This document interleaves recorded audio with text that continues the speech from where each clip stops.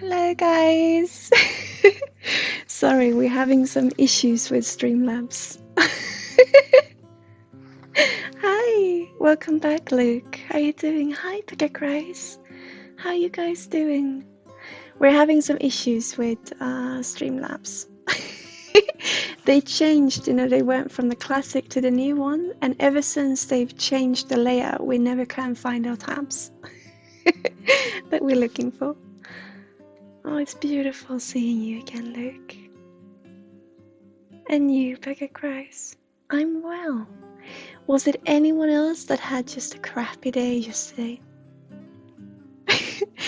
I had a client who went in and said, oh, I just feel awful. And I could resonate with that, and I just felt this day is super weird.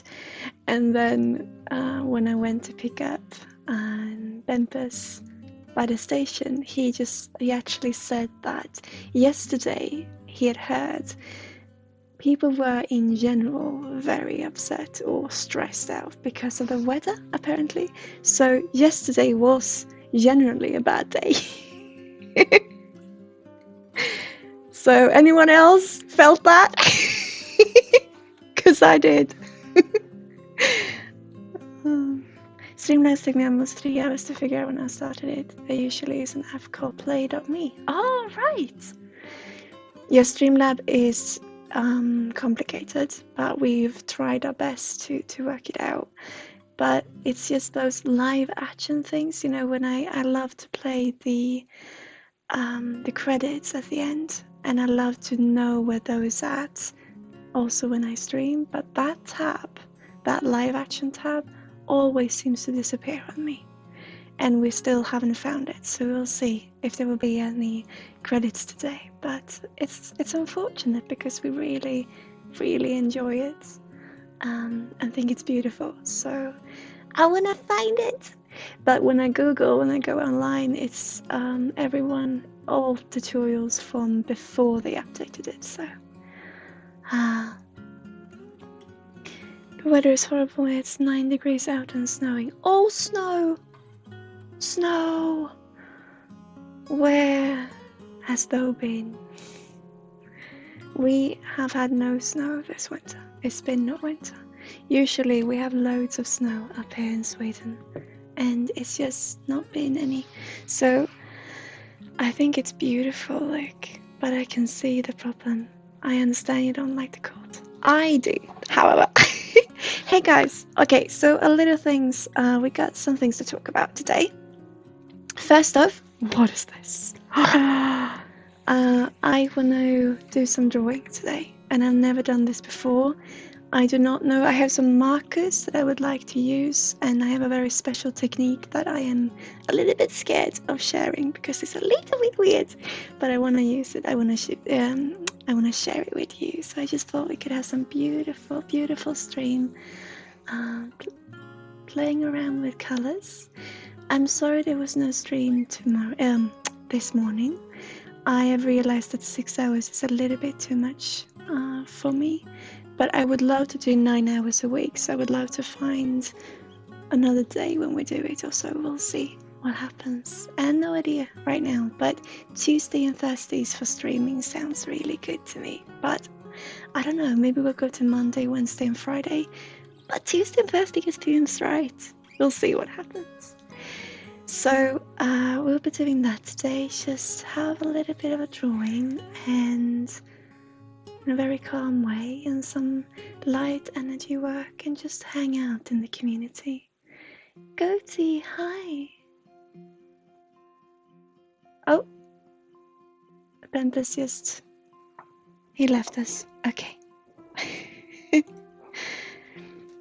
I'm just gonna let Team Muir be on in case he didn't mean to. You doing energy readings today? I always do energy readings, yeah.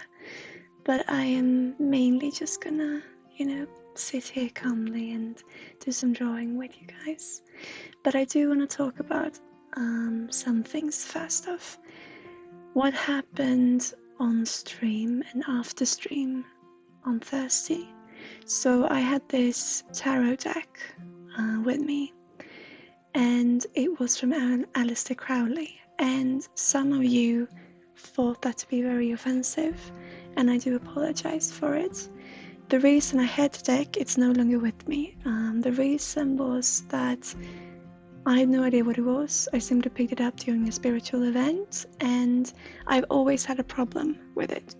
I always felt that this energy was something that I had a problem with facing, but what I do and what I always want to do is to meet the things that I don't understand so that I can grow in my understanding. And this was what I wanted to do with the deck of cards. But because it was offensive to some of you, I want to keep this a safe space for all of us. So I've gotten rid of the deck and it will never get used again by me. And that deck will probably not get used by anyone.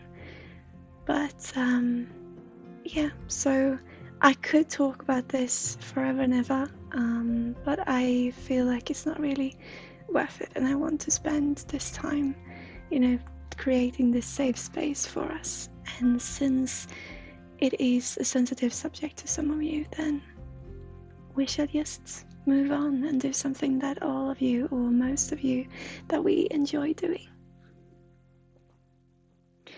So I just wanted to have that said. There might be that I bring in my other deck of cards though, my other tarot deck, we'll see. But I've no idea what will happen to this channel or what we will be doing. We'll always do energy readings, that's for sure.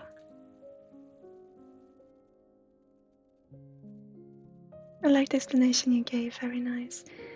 Well, I don't believe in, because when we're talking about evil and good and evil, I'm not going to go into this too much, but I don't believe in good and evil. I believe that our actions can be good and our actions can be evil, yes, but I do believe that good and evil stem from the same emotion, and it is a reaction to wanting to be accepted. And when we find something that has just been accepted in some degree, that we feel, okay, people are looking up to me, or at least people are seeing me, then we are in the habit of getting used to this certain thing that we found. And that, unfortunately, can make us be stuck in it and just go in a loop and go to horrible things, or good things, or neutral things.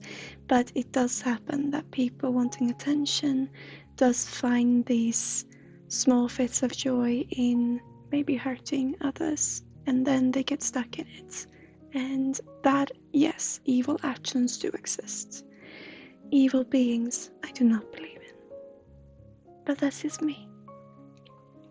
So, for today, I want to share with you, I do things a little differently, and when it comes to drawing, it's the same. There's no difference in that. It's weird. So I just want to explore it with you. And I've got some markers here. Yeah, I forgot that was the this was the camera, sorry. I got some markers and I got my piece of paper, and I have not used these markers on this paper before, so I do not know if it will work. But I will show you the technique, and I do this whilst listening to music. Sorry, I'm just gonna make sure that the phone is on no disturbance. Okay. And we have some beautiful music here today. Can you hear it? Is the level, are the levels okay with the sound? Do let me know, guys. Since I started to follow your advice of being more in nature, I feel something is different with myself. Do you feel like you are opening up to yourself a little, Pagakrais? At the same time, you're a little bit confused in what it is that you meet because it's new, and because it's also a reflection of what has always been there. So it's both new and not new. And I think that on different levels that might seem confusing. You feel more grounded and stable. I'm so happy to hear. Why I talk about this confusion is because I have a client who was with me yesterday that are in a very similar process to you, and he felt completely, it was so much confusion going on for him in this, because he felt himself being calm, but in a way that he was not used to, and not being calm was his way of functioning. So therefore he became stressed because he was calm, and because it takes time to get the body to know new things, So that's why I asked, because if you do feel this confusion somewhere, it is completely natural, and I'm just saying that you're not alone. And if you feel stable and grounded, like you say, I'm just so happy for you. But should any confusion, turn up, or any stress or frustration or whatever it might be that feel, oh, this is not supposed to be here, this is not connected to this, being grounded. It is. It is, and it's part of the process. And I'm just so happy to hear from you.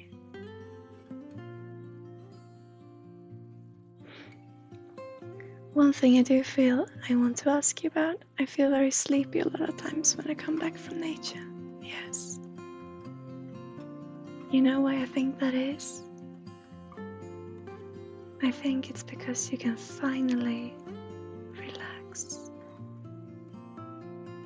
When I sit here and I do what I do, but I do it in a way that I just breathe, I get so sleepy. Because I'm letting go of the strain of keeping up a mask towards others and towards myself. And I know you don't completely agree with this, with masks, but I feel like you're letting go of trying to achieve being something that you're not. So I do understand that you feel sleepy, and follow that. If you can, then sleep. Many empaths, as you're an empath, Pagakrais, many empaths and druids and spirit workers or spirit livers tend to find answers in sleep, through sleep. So many empaths use sleep in a way to guide themselves. So if you're doing this, you go into nature and you get all of this, I don't feel like you experience, very clearly what is going on. Like what I talked to you about before of talking to nature, it feels more of a, a welcome. It feels more like a greeting and just, a nature shower, if that makes sense. And if that then gets you drowsy, see what happens when you do go to sleep, and see that might be the process, part of the process. It's been happening for a while, yeah, and I think it's beautiful. Just feel sleepy and a bit tired.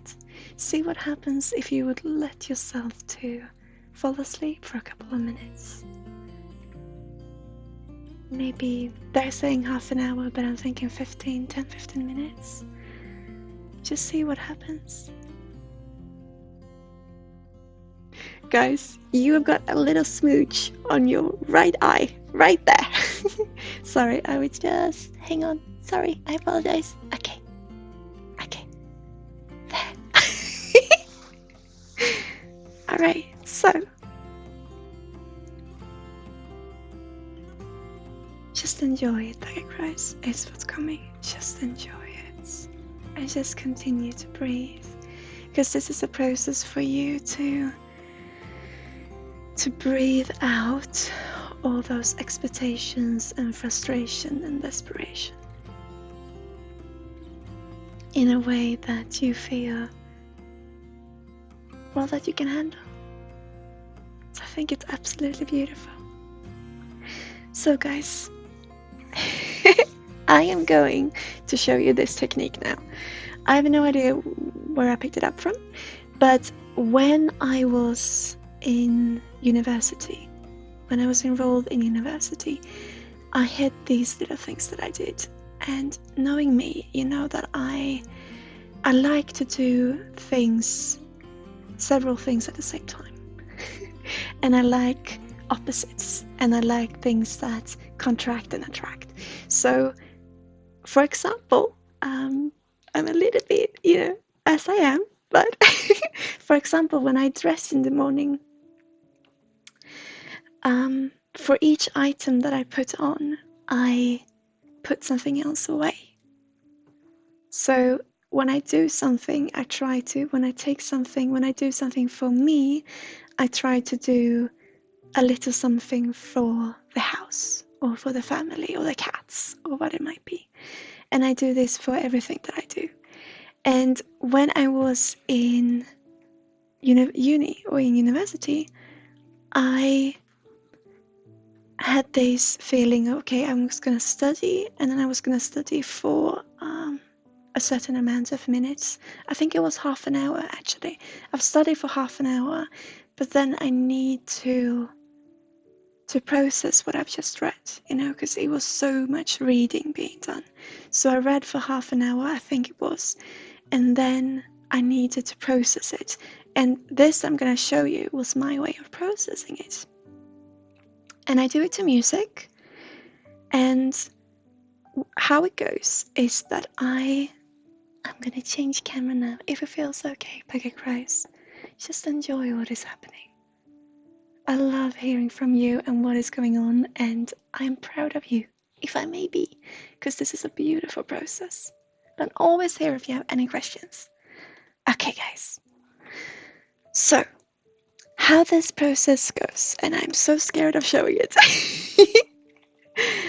but it's fine. I pick a color, and for the duration of one track or one song, I simply let that color fill the page with a line. So I go and I just draw a line through the entire duration of one song. When that song has ended, I then pick another color and start to fill in the gaps between the lines that it has created. And I use one color for every, or through the duration of every track. And that is how I do it. And I'm thinking of making it into backgrounds of art pieces. I'm thinking of, after having filled the page, because usually this comes in a shape. So I will draw this line that will create a shape of some description. And I will usually not color in outside of that shape. But sometimes it's entire pages, and then I have a thought of filling a page with color and then doing some, cutting pieces in the middle out to create shadows to a back piece. a couple maybe standing in the rain, and do that as a shadowy in black, as a centerpiece for all these colors. Is a feeling or a thought I have, but I never know what happens when I do this. I usually do this with pencils, and that could look a little bit like this when I've started it. So here I know it's very difficult to see, and this is why I will be using markers today, but this is in pen, and what I've started doing here is I have taken the color green, as you can see, and I've just gone with a line through the duration of a song. This was a rock song though, and it had a duration of 5 minutes, I think. That is why this shape is rather fast. Okay, and then I started to color in the pieces. So this here becomes almost, if you have the, I sometimes see things that other people think or say that they don't see.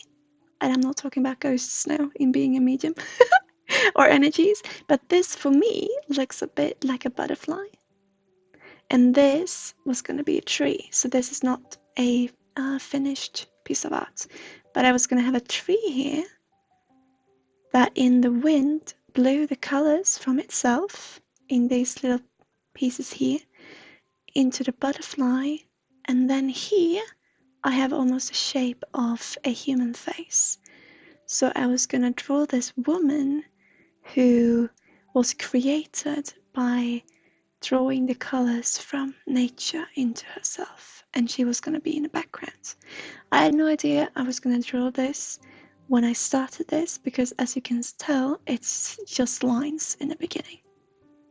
So this is the process.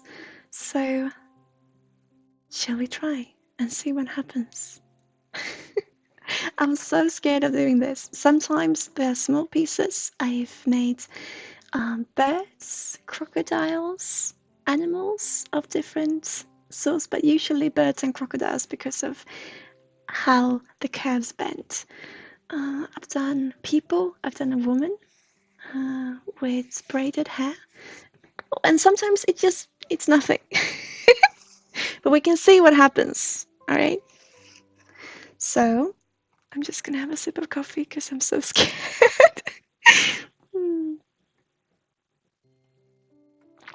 We're gonna pick a color, and because these are markers, they will not be too difficult to see, so it doesn't really matter. But I wanna pick brown. All right. So at first, this would simply be a line that I just. Oh no! Oh, that's annoying.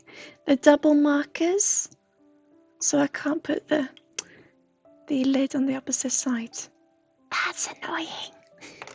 No wonder children loses these, you know? I mean, it's a good idea having double markers, but it's no wonder these disappear. All right, so I am gonna make so that I can hear the music a little better. I'm so scared doing this, but I think maybe this is a good technique for people who don't know what to draw. Just draw a line and it's fine, you know? Sarah, do you think you can have an energy reading? I'm really curious to hear from you. How things going with yourself? In a little while, Pegrise, if you do have the time to stick around, and I can do it in a little while, would that be okay? Okay. Shall we see what happens? I just feel I want to get this out first. You're free today? Okay. Beautiful. If you feel like sticking around, I will come back to you. And if you don't have the time, or we don't have the time on stream because things happen, then I can get back to you privately as well. But I will stick it in the stream if you are here. Okay. So let's have ourselves a neat track. Oh, just like that. They heard me. All right. Then we listen to the new tracks. And then we just draw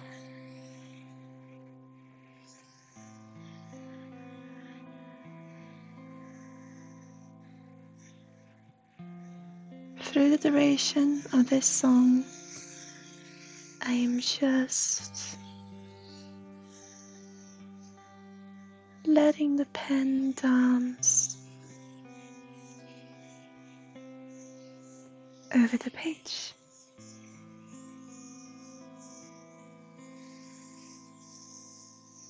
Creating these beautiful parts that we can then color into creating something beautiful with this. Okay.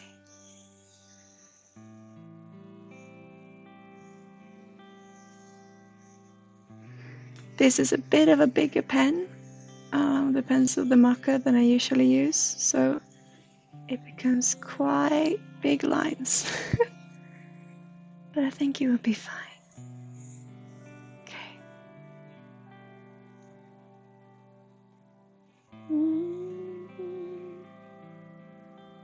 Oh, I'm sorry you can't see down there. I apologize.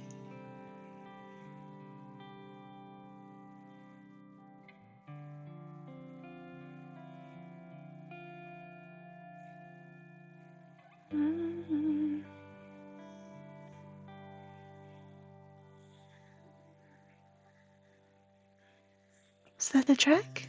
No?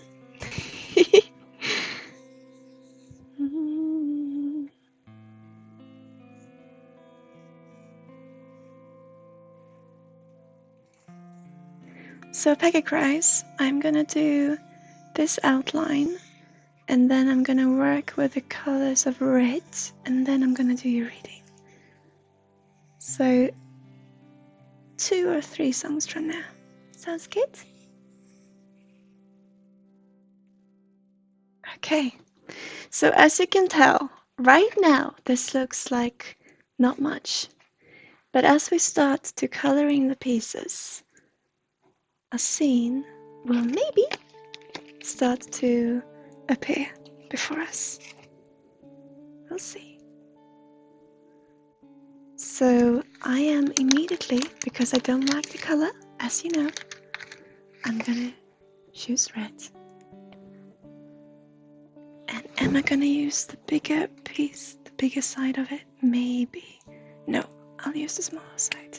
Okay? So just start coloring. Following the lines.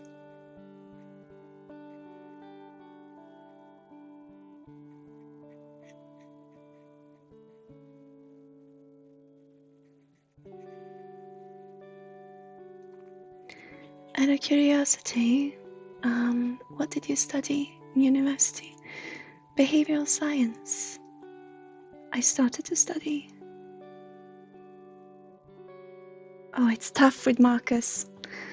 They're tough on this piece of paper.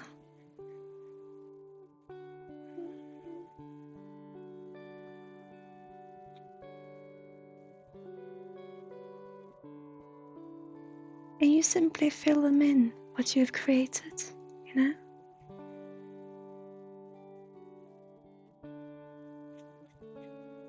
And right now, we have no idea what it will become. And if it will become nothing, then we can use it as a background for something else. Okay? Now the track is changing. So I will change and I will continue with orange in the same general area to create something. Maybe. We'll see.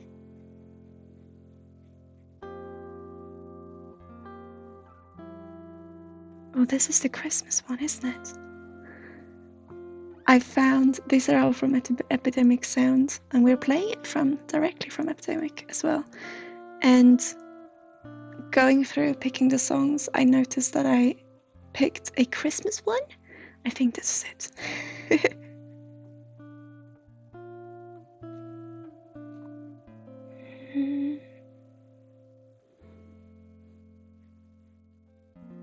Oh, I'm shaking. I'm sorry I missed the line because I'm shaking.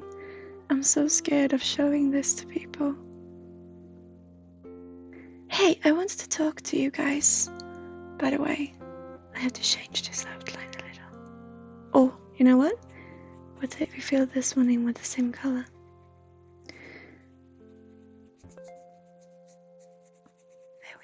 And then I'm gonna use some pink, and then I will do a reading for you, Becky Grace. I just really need to relax because I'm so scared. So, what I wanted to talk to you about is taboos.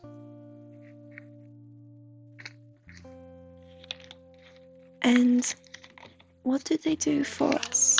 There must be a reason that they're there. So I wonder, what's the benefit of a taboo? I thought of this because I was on the way coming in. I went to a gas station or a petrol station, and I bought some sanitary pads. And as I did so, the cashier, seemed to be rather, embarrassed by this. And that had me thinking, it's such a taboo to be talking about these things. And since I'm shaking so much, I'm sorry guys. Since it exists, the taboo, it must be for a reason. So I wonder what it gives us, except for finding ourselves through what we're not. But these things, they're just human. So I don't know, it happens to everyone. Almost every woman bleeds. So why can't we talk about it? I wonder.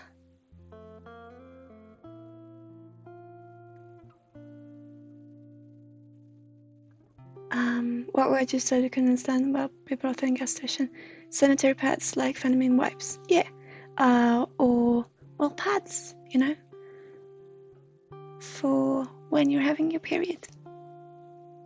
Are they not called sanitary pads? Feminine pads?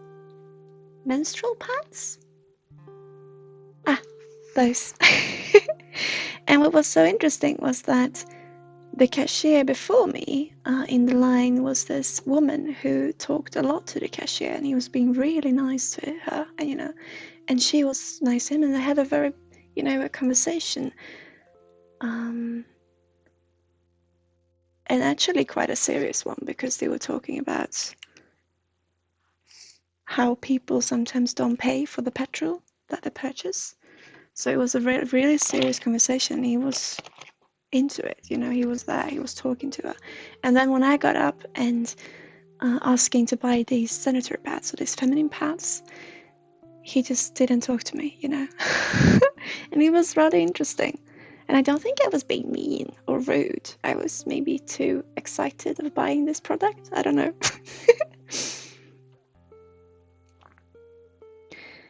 Nothing to be taboo about pads. No, I know. I didn't know they still hygiene teams. Yeah, in petrol stations they do. Here in Sweden, at least. Usually it's behind the counter. So as I got in, I stood looking, where is it, behind the counter? I couldn't see it. I thought, it couldn't be. They don't have any. They usually have. But I haven't bought it at that petrol station before. So I was just, why wouldn't they have?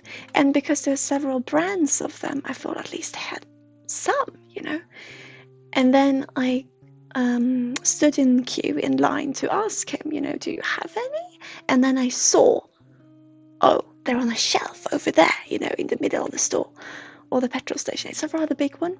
They sell all different kind of products as well as petrol. And so I just, sorry, I just saw what I needed, and I went over there and I picked up the package, and I was last in line, so I just went up to the cashier and said, I'm sorry, I'm so used for them being, behind the counter. And so, and started, a conversation that way, and he just, yeah, okay, well, that'll be 40 crowns. Anything else? No, all is fine. Have a brilliant day, wonderful day. And he turned around to talk to someone else because I think he chose to talk to them though because he wanted away from the conversation somewhat. And I don't know, or maybe I just reacted that way. Maybe that's not what happened. Maybe that was just my experience of it. I don't know. But I found it really curious, But I've been the same. when you go in, you know, because I'm in the office complex, and when you go to the Louvre to, you know, with some feminine products or with some makeup, if you want to, you know, hide some zits or just a hairbrush, when it's something to do with your hygiene, you kind of want to hide it. I do. And I realized this. And so I was so proud of myself. I had no bag with me or nothing. I just took that package of um, intimate pads or menstrual pads, and I just had it in my hand, and I went out from the store, and in comes this lady and just said hello, you know.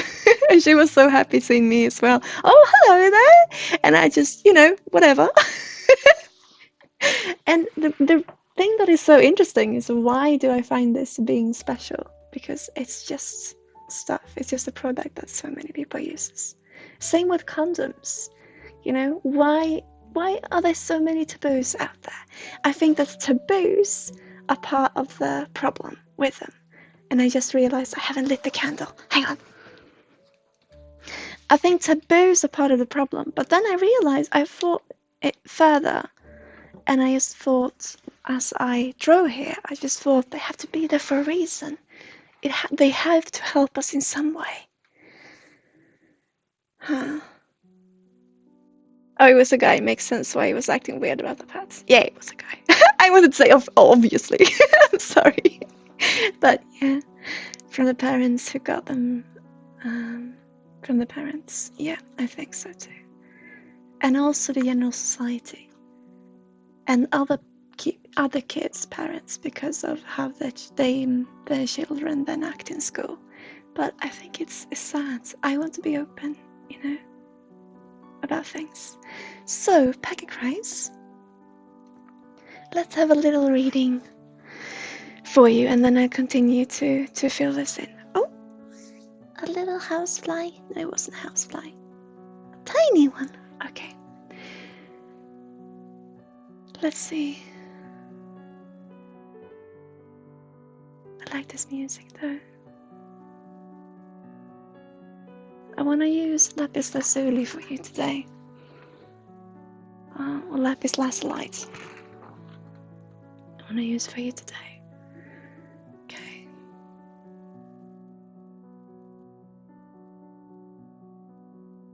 I'm just gonna check in, so it's gonna be a really short one. Short and sweet.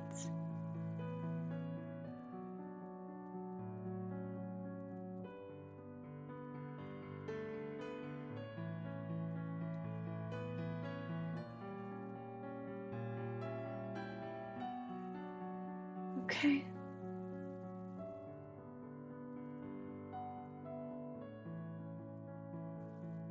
There's a lot of information that once I got the information, I asked your energy, and there's a lot of information that seems to be something that we're not aware of, you know. They talk a lot about how the nature is important since it helped.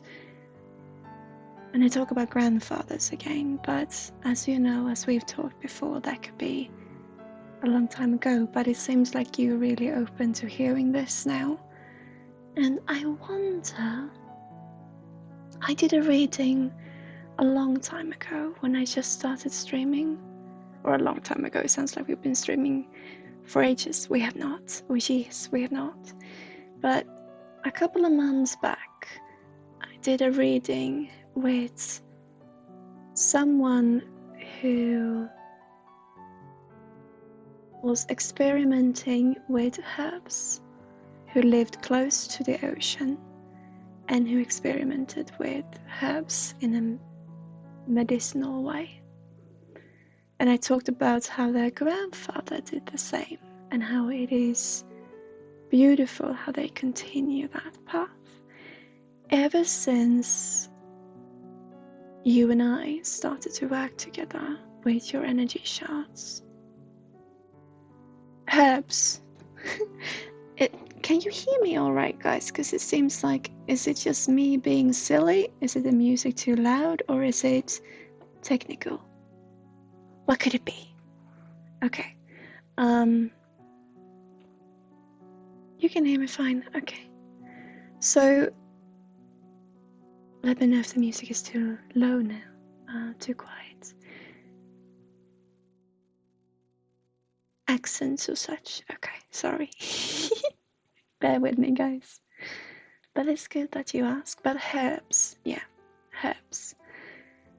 And ever since we started this journey together, you and I, with exploring your energy chart, I have been thinking about that session, or that reading. It was on stream a couple of months back, one of the first ones I did.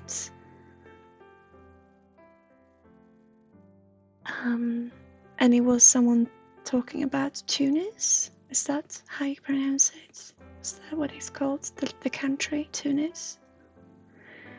And ever since we started this energy chart journey, I've been thinking about that reading. And what was interesting here is that they're now saying that, and you are ready to hear it, but there's so much information that you cannot, that we can't get a confirmation at, right now, because this is so long ago, but it is in your charts and they want you to know it. Even though I usually want to anchor it with you, But you're ready to hear this. So the reason why I'm thinking about this Tunis reading was because nature has been important for many, of course, but it is a specific case, in your case, where the use of herbs truly has helped. Oh, Luke, thank you so much for hosting. Thank you, and thank you for being back here. Welcome. I hope you feel safe. Herbs has been a great part in your ancestry and really helped with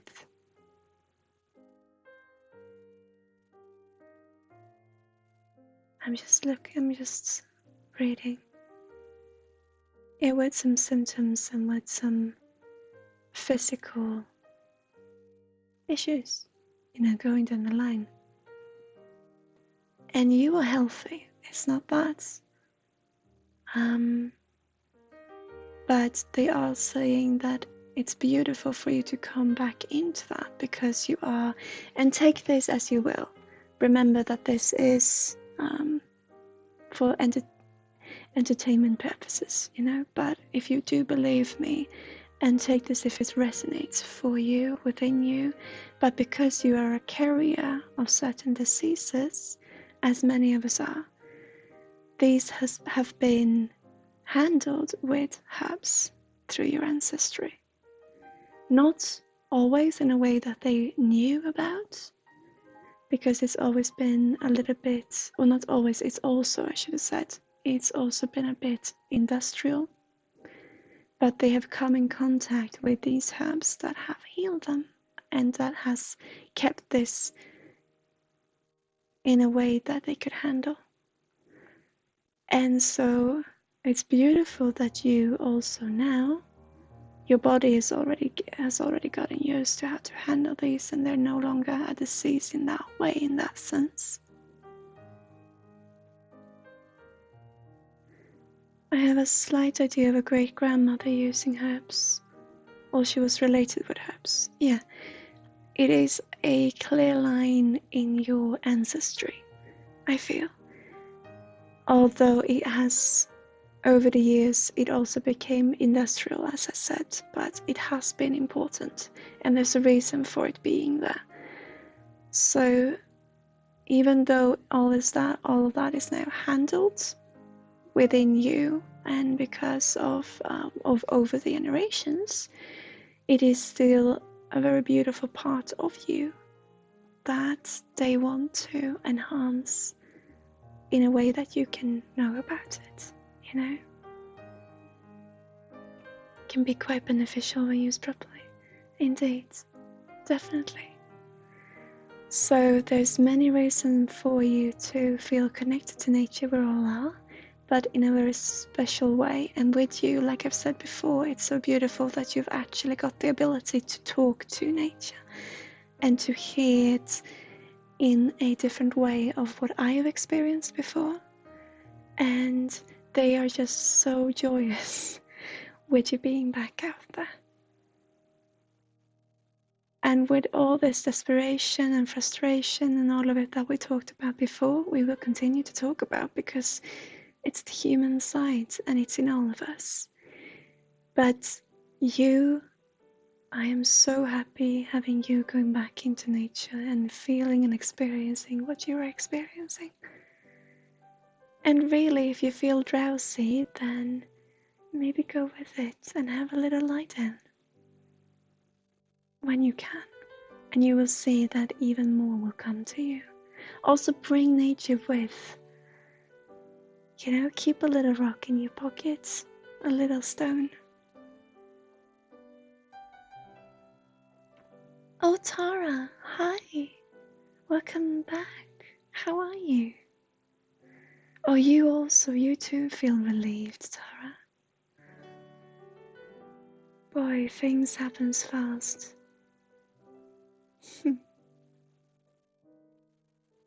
Oh, I'm good.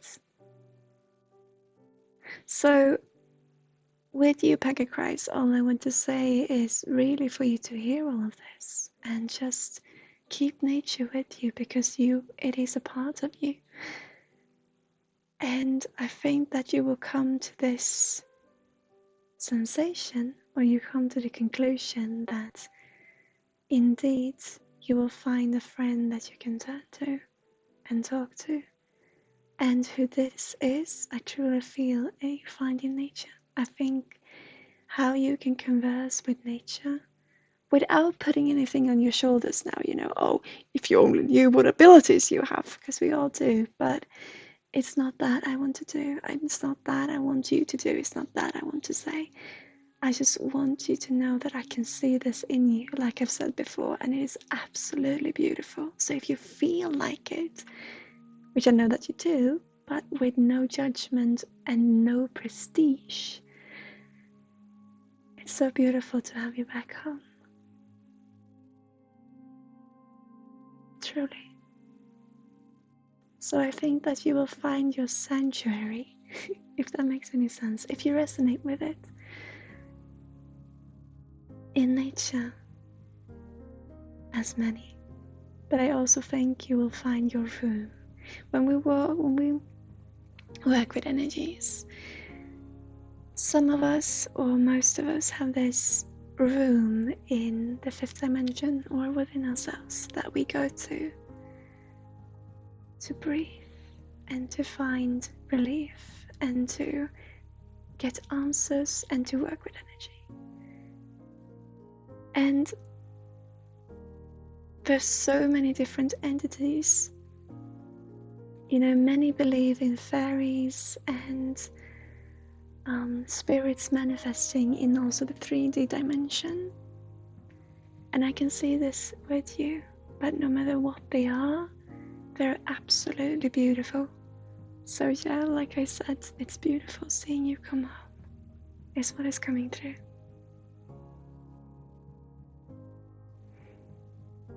Being in nature has been helping me a lot with the girl situation to process all that.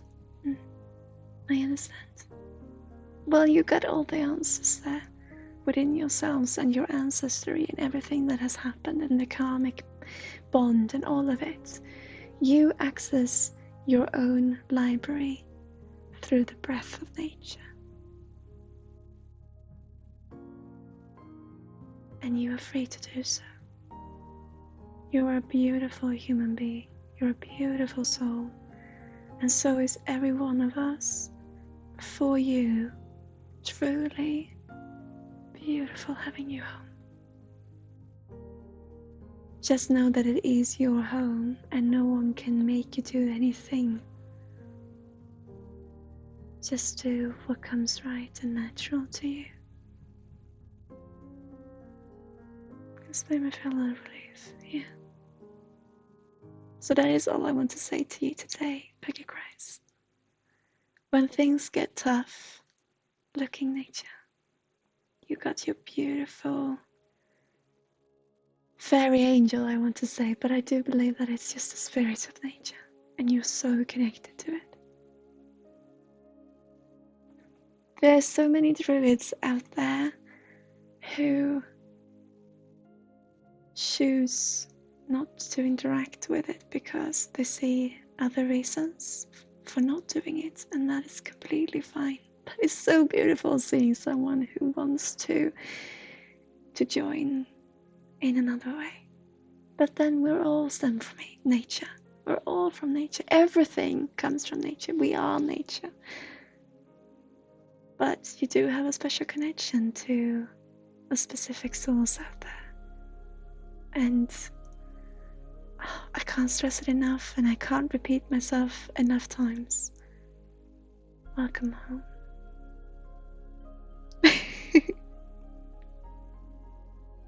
Does that feel okay?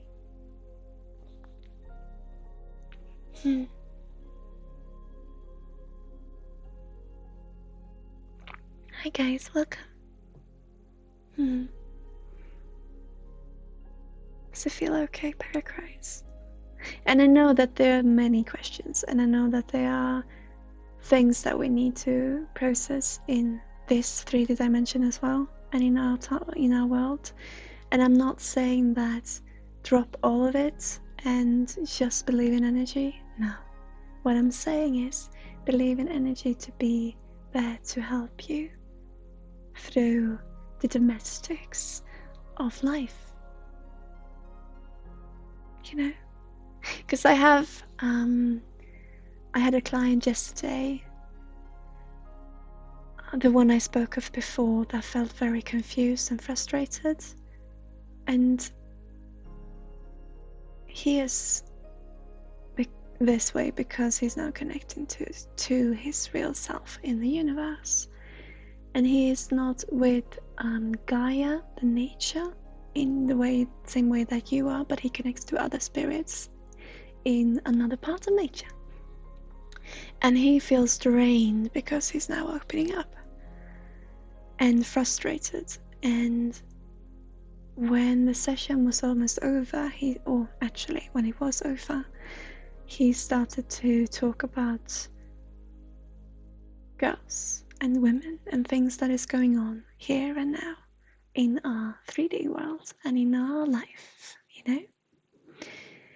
And I am not trying to work with him to not engage in this, because that's life. But as the same for you, what I'm saying is, I'm not saying, give up what you do, give up your hobbies and your everything that you believe in, and give up flirting and give up doing, give up mistakes and give up all of it because you are one with nature. No, that's not what I'm saying with Welcome Home.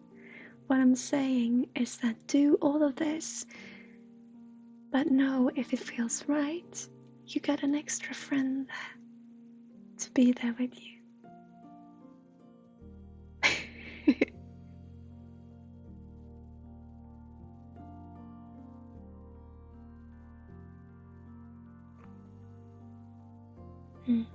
But remember, also monks live their lives. But I am not one to say, let's join up together and leave everything that has to do with a new society behind, or any human dealings at all. No. I want the opposite. I want us to strive in it. I want us to meet what is out there. And I want us to do that with as a straight back as we possibly can. Feeling that knowledge, or just knowing that we have the warm embrace of nature with us. And we all do, but we do it in different ways. And we will find, when we find our way to hold nature in hand and the universe and energy in hand, it is absolutely beautiful.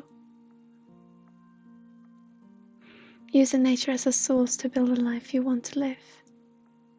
Yes, or having nature as a friend to meet the life that is built and being built. Maybe. It's what I feel.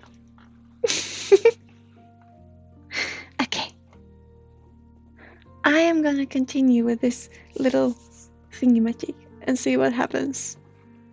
If it feels okay. I'm always here, you know, guys. Blue. I'm gonna use blue next.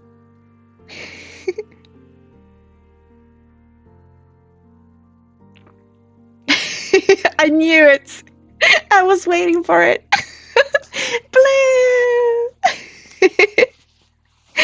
Oh, it's beautiful having you back, Luke. Oh. Okay. I'm doing this very similar to the last one, I feel.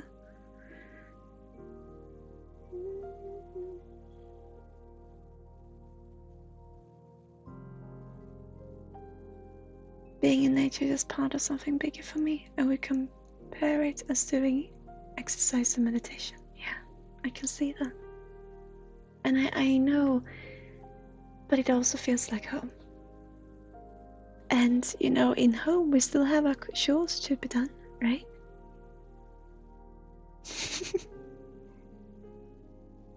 But I can see what you mean. And when we find our spot to reach the rest of the universe in, it's absolutely, it's so beautiful. And being there to witness this for me when someone else does. You know, things will always change, and things can always change, and not everything will always be the same as it is. In fact, it will never stay the same. It will always change. But in that moment when you just feel something clicks for you in your heart and your own mind starts making sense, love it.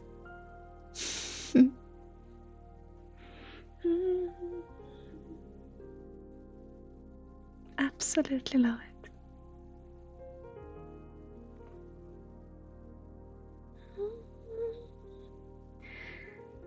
Hey, I want to talk to you also about astral projection.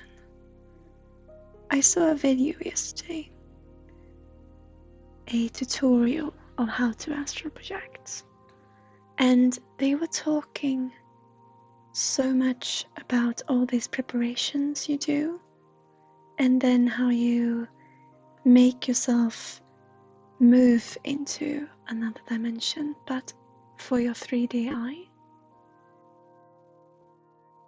I love the idea of astral projection. The feeling I feel, because we all are connected. This was why I wanted to talk about it and why I start thinking about it now. Because when we find that room within ourselves, we also see the connecting threads to the rest of the universe. And I think that is what makes us feel so relieved as well. Because we can do anything, but we can do anything as for who we are in the whole as a collective. Now that was a silly sentence, but it makes sense. And they were talking about all these preparations and all these stages that you go through. And if this gives people relief and give them that beautiful feeling of reason, beautiful. I'm just happy that it exists and that people can feel that way. But for me, what I experience is something very different. And I've been thinking about how come when I work, no matter what I do, when I work with energy, I always do so in the 5th dimension. And I can't really explain what that means to me, but it's like it's a different compartment of my brain. So nothing happens in the 3D dimension for me, in a sense. I don't see energy with my 3D eyes. I see it with my 3rd eye or in this other compartment of the brain. So when I astral project, I have never gone through what they were explaining. in going through right here and now. When I astral project or do what I imagine it to be astral projection, I do so in the fifth dimension, so in the other compartment of my brain, meaning I can do it whenever, to wherever, and whenever, because I feel that connected to the universe. So I can do it with my eyes open and simply know where do I want to travel, when, and in what reality, because I believe there are so many, and I actually don't think it's even, I think there are, what is the word I'm looking for? Endless realities out there. And so if I want to right now, for example, I want to see what is happening at my house, I can go into my house. And then I can decide, when do I want to look? Do I want to look what happened last night? Do I want to see myself in the living room? Or maybe I want to see what happened in the 16th century. Or maybe I even want to know what would happen if this house, if this ground, this place was somewhere else in the dimension, in the dimensional slots. What if it was in another trajectory that could have been looking completely different? And I do this with my eyes open. I always do everything I do with energy, with my eyes open. So when me and my twin meets, we do so in the fifth dimension. We do so in another compartment of the brain. So what I find interesting and beautiful is people who experience all these things in the same compartment as they experience the rest, because I don't. And that makes me a little bit sad sometimes, but I wonder if it could be because I have experienced, the fright of hallucination. Maybe I need this other compartment to know that I'm fine. I don't know. Multiverses, that also remote viewing. Remote viewing, yes, that is what I feel is astral projection. However, remote viewing, when it got used, as it did during wars and such, it was usually via manipulation. So you would manipulate your own way, yourself, into someone else without them knowing.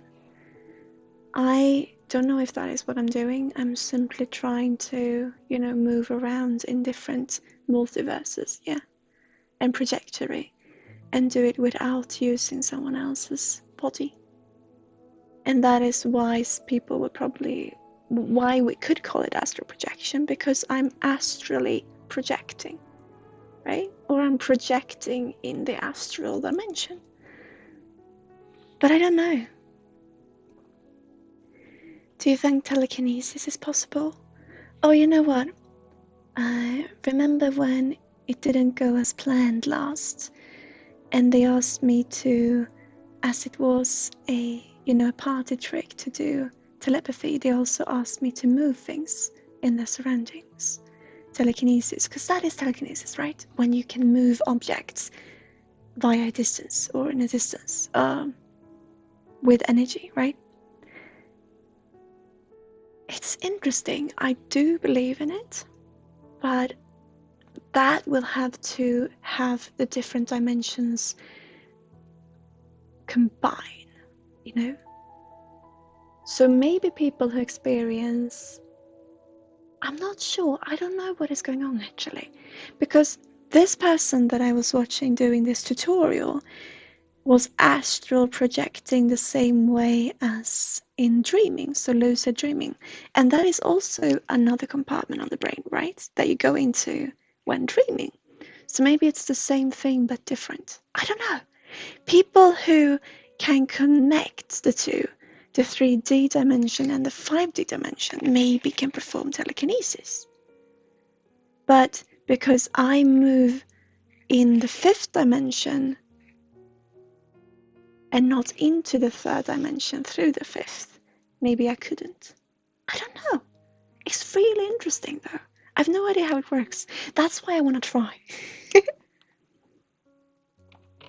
I tried to do it many times and I've never actually moved anything, but I do feel a power within me while trying. The hairs on my arms and neck stand up and I hear a ringing in my ears. So the ringing in your ears they talked about in entering the other dimensions as well. And so I'm a little bit scared in maybe I'm not working with energy at all because I don't experience this. It's just different for me. But they were talking about this, ringing in their ears, definitely. And moving objects, I can say I talked about this during last stream, how me and a friend who was well into the satanic ways in school, because we saw it as being magic, because we were young and we didn't know, and maybe it still is, magic, but we saw it as being magic and we saw ourselves as being two wizards, or witches.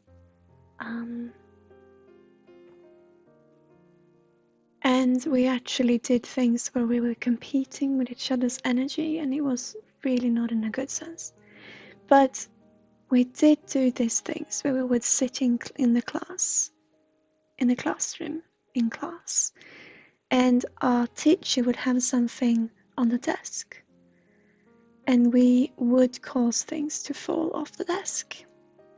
And we did this when we connected to each other and used both our energies or magics to have the item fall off the desk.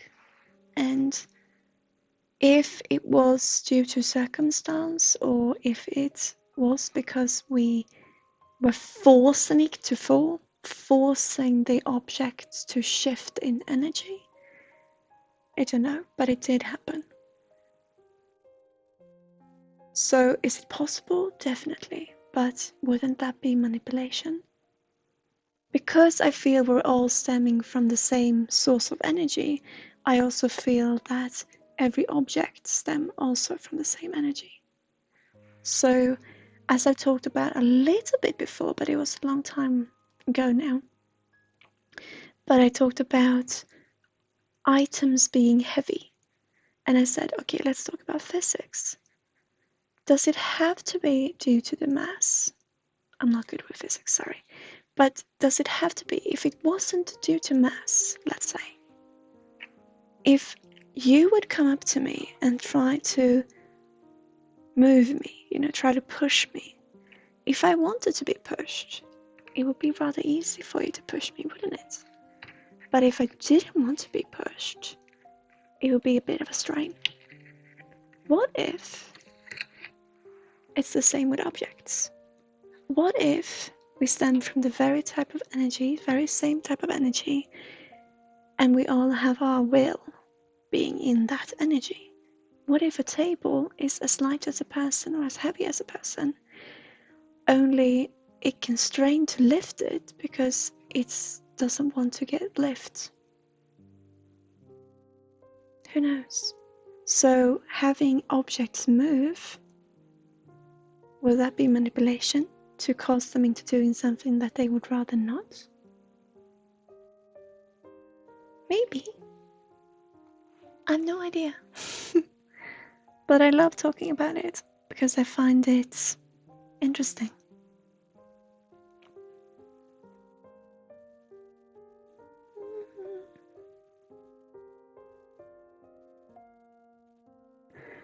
Scanners is the best film about psychic powers. And most realistic. Oh. What is it about Ultraburst? Would you like to explain to us? What is the angle, so to speak? Or maybe they're just going in. Oh, what? I want to know. What is it? Oh yeah, Putlocker. Yeah. There's 2 different Putlockers though nowadays, or actually several, but some that are now charging money. I think is it Putlocker.live maybe? Cronenberg then, right? So on Netflix there's a series called Sense8. Have any one of you seen it? Because I have a confession to make. You don't want to spoil it for anyone, I would just say watch it because it's pretty good. Okay, Scanners. I remember. Scanners. I'll watch it. If it's on Netflix, it will get watched by me. Has any one of you seen Sense8?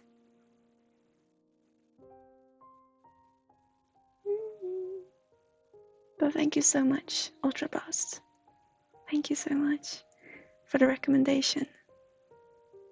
Sense8 is a series on Netflix. But it's a play on words. So it's Sense8 and Sense8. It's about 8 people who are telepathically connected. Ah, Fabian! Welcome! A wild parrot tamer appears. Oh dear. How did it go?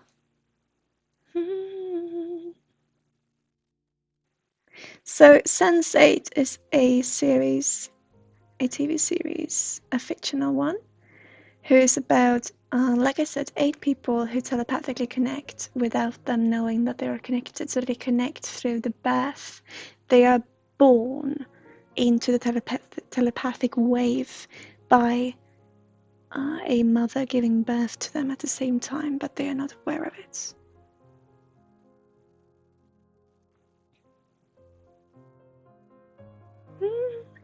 Wachowskis. Oh, I don't know. Did he Sense8? Did he? Did they? I'm so bad at knowing who made what. But it's interesting, and I do have a confession to make. But they are around the world, so they get telepathically connected and bonded into being brothers and sisters telepathically without them knowing. And they are from all over the world with their own stories. And it's about them coming together. And then, of course, we have the villain who is being not very nice, who they have to take down in one way or another, you know.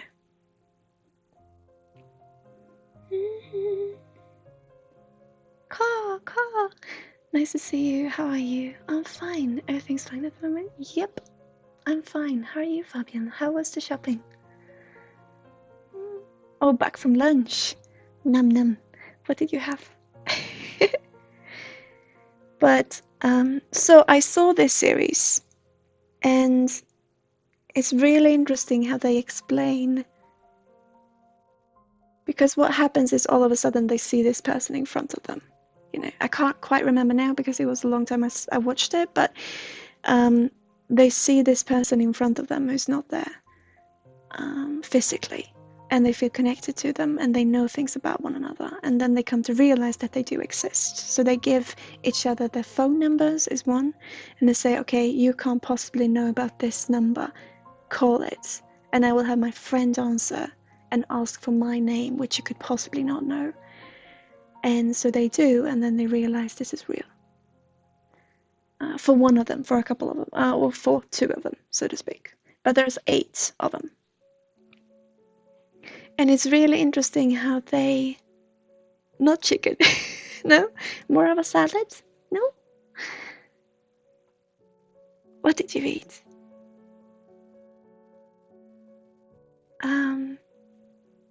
So it's really interesting how they showcase, you know, seeing someone else in the mirror, feeling things differently, feeling you have another body than you do seeing all of a sudden another person standing in front of you talking to you, but it's not you they're talking to, knowing other languages, knowing other having other abilities, and being able to switch so that, for example, there was a bus driver in Africa, I can't remember where, but in Africa, who was driving this bus and got bullied. And he was in the system. There's this girl who practiced ancient art, or this, I can't remember what practice it was, but she was really good at defending herself. Was it called martial arts? Was it called? Anyway, so she could then enter him, having his body do what she knew, making him, really stand up to those bullies. And then at another time where someone else had to, to drive real fast and didn't know how to drive, the bus driver would come in, and enter the body and have them drive. So it's a lot about this, and it's a beautiful series. But I do have a confession to make. And that confession is, I have, after seeing that, started to calling my twin my sensate. Unfortunately. It was the best, description that I could find. But yeah. But it's real cool. Being in nature has also helped me being more receptive and letting all that need to get answers being released slowly, and with time, those answers will come. Indeed. Oh, with you, by Christ, I just see this beautiful waterfall. This beautiful waterfall. And I talked about the rocks for you. This water just, finding its way down this rocky side. It's absolutely beautiful. I just see that room for you with this beautiful fairy sitting there singing. And you don't have to, I don't know if you can resonate with it, but in my energy for your chart, I just see it. It's so beautiful. Have you and another person ever had the exact dream? Me and my dad had that happen once when I was a kid. Oh, really? Not that I know of. No, not that I know of. But I would love to hear your story. I love this. I'd love to hear your story if you feel like sharing, Luke, because that is beautiful.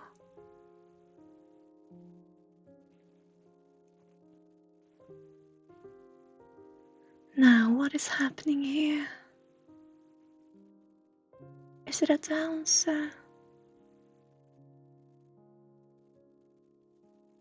I think this is a dress. Yeah, I think we will fill this with color. I think this might be a dancer, guys. We'll see what happens. We're probably not going to get done today. But I just love sitting here talking to you and listening to this beautiful music. It's so nice having epidemic sound. But would you feel comfortable in sharing, Luke? Because I would love to hear. Yeah, I think this is a dancer. I think this is a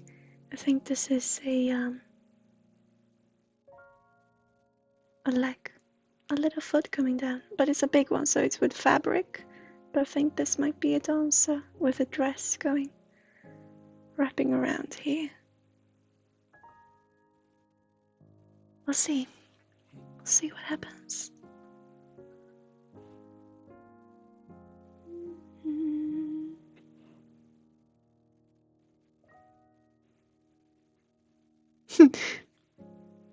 But it was so funny because in this Sensate, I'm gonna reach out. I just want to say what in Sensate, there's a scene where, because they're all connected, it is rather sexual, because that is human nature for many of us. It is true, not everyone, but for many of us, sex is a drive for many. And so when they get connected, sex is part of it. So they have these orgies together. And then, I'm not going to spoil too much if you want to see it, but it's so funny when two of them meet in real life. And I can't really, I can't quite put you, where have I seen you? And he says, oh yeah, we had sex. It's quite funny. Because they are differently connected, so some are more connected to each other than others. So they make these little pairs, and but it's beautiful. Okay. Sarah, what do you say about the way nature speaks for me? That sounds a description of a shaman. Oh yeah, maybe. For you, I would say druid, but absolutely, if you feel like it, definitely. But I would say, I do think that you have had shamans in your ancestry, or at least medicinal women or medicinal folk. But for me, I'll say druid. Not sure where you're from, but you can find a lot of similar stories with yours around the world, but mostly in the US. Yeah, I'm from Sweden. Oh, maybe you're talking about Luke now. Let me read Luke's. It's a crazy story, but sure. Basically, we both had a dream about alien abduction, and we were in an operating table, and a grey alien was making an incision in our arm and putting a device in us. It's crazy, like I said, but it happened in a dream. What's crazy is that we had marks on us. He had a yellow line on his arm, like from a marker, but we didn't have any markers, so it was weird. Sorry to get off topic with aliens, but that was the dream. I've had other experiences too. Yeah, this dream, I know what you mean now, Becca Christ. I've heard many people in the US talk about this.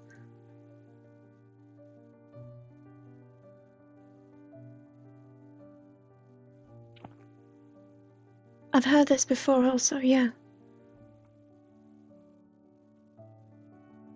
The same thing, yeah, definitely.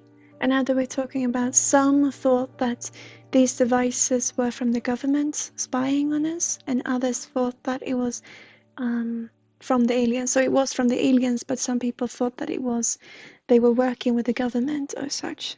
People have been going that way. But this, I recognize, yeah, I've heard this many times actually. That is really interesting. Shouldn't talk about this probably. Why not? We can talk about anything, Luke. Definitely. Especially if it's something that so many people have experienced. I want to know what it can come down to.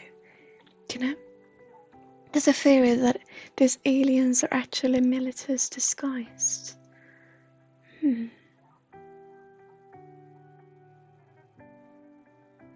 I wonder, and I'm gonna go a bit rational with you now, guys. When did this happen, Luke? Did you say when it was?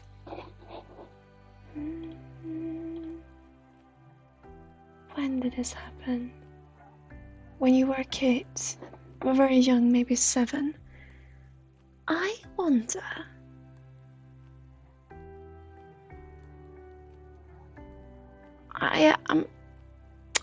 It can be both aliens and military working together, but it's curious how many different people talk about the same.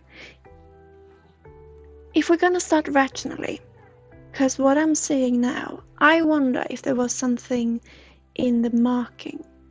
So if there was something in the media at the time that many people saw without thinking about it.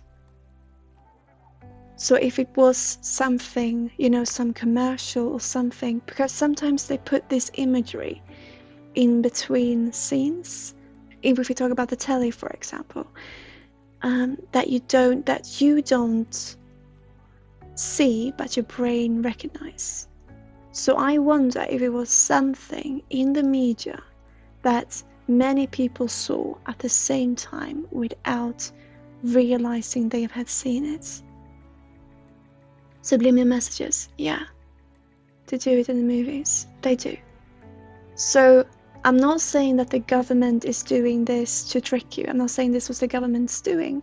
What I'm saying is there could have been a commercial or something, or a TV show, or, you know, something going on at the time that was not intended to have these messages, but that made our human brain, from knowing our society, realize it in this way.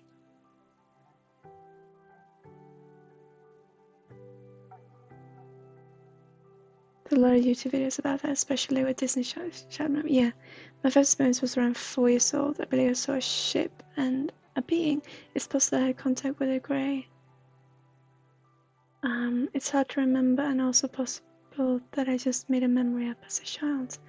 But I do feel aliens exist. I see no reason for aliens not to exist. Because we exist, right? And also, whether aliens or not, energy work in different ways. And we will experience energy in different ways. And with that, I'm not saying that aliens don't exist, it's energy. I'm saying we're all energy. So no matter where we come from, we're energy, right? And we will experience it in different ways. But if there are people here, or individuals here from other solar systems or from other planets, beautiful. I see no reason for it not to exist. But I also believe that energy will show itself to us in different ways. And I'm not talking about ghosts, or I'm not just talking about, you know, external beings.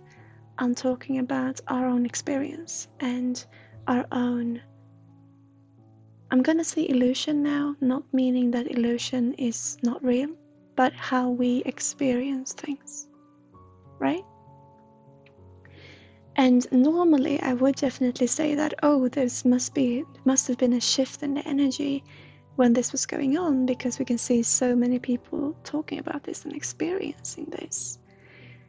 But what is told to me right now, and when working with energy and what my guides are saying, is that I would like to just look at whether it could have been some commercial, whether it could have been something in the media outlets at the same time that many people saw but not really reacted on. I wonder. Be back in 30 to 40 minutes time to meet nature while walking the dog. Oh, do so. Have a beautiful time back at Grimes.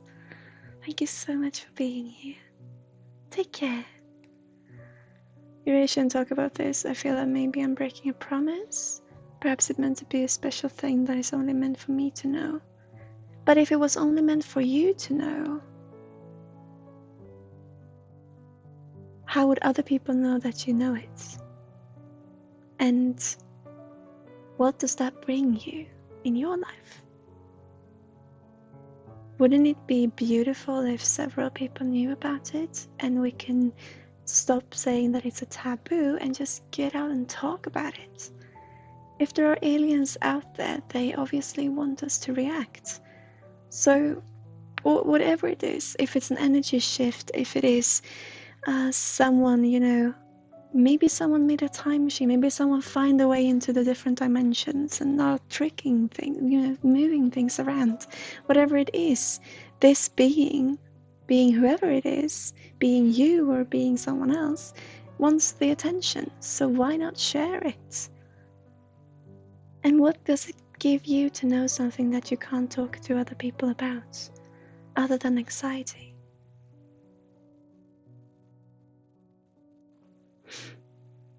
I'm not worried about people thinking I'm crazy, but I feel that talking about it might ruin my further contacts.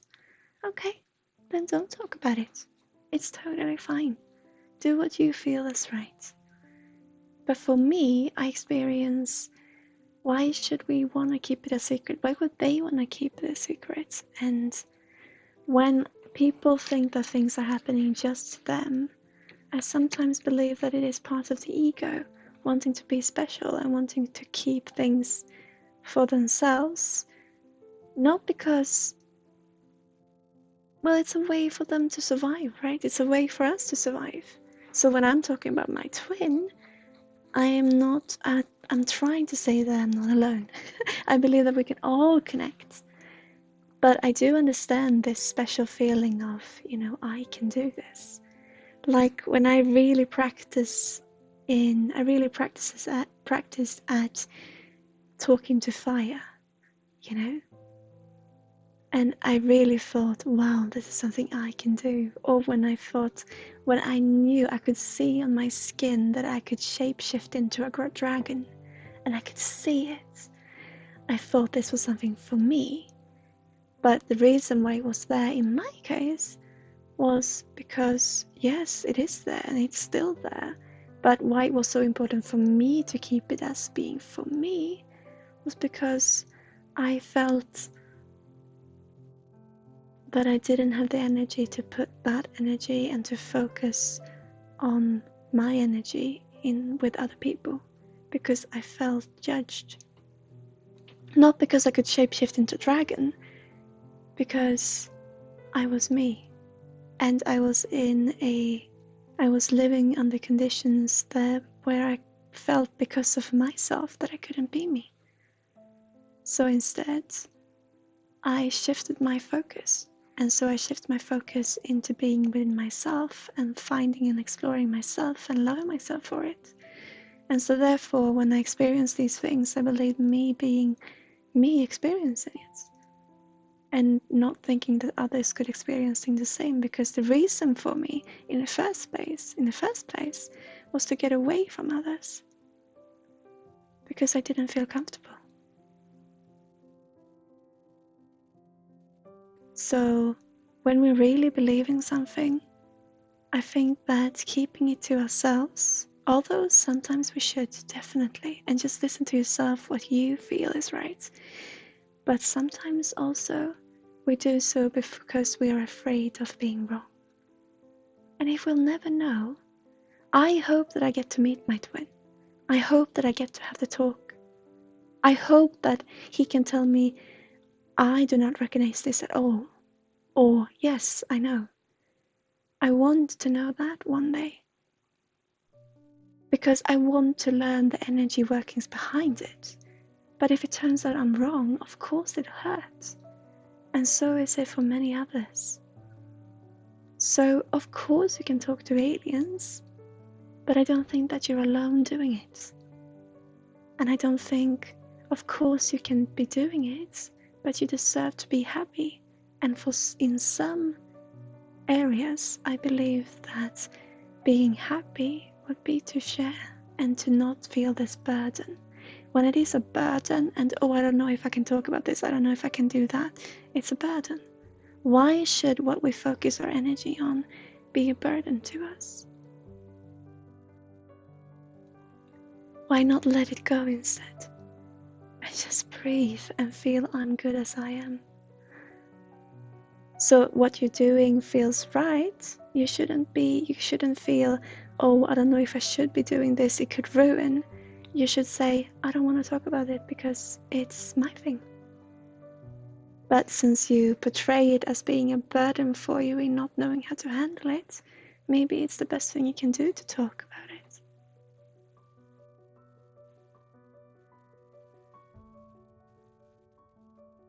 Just my emotion, just my feeling,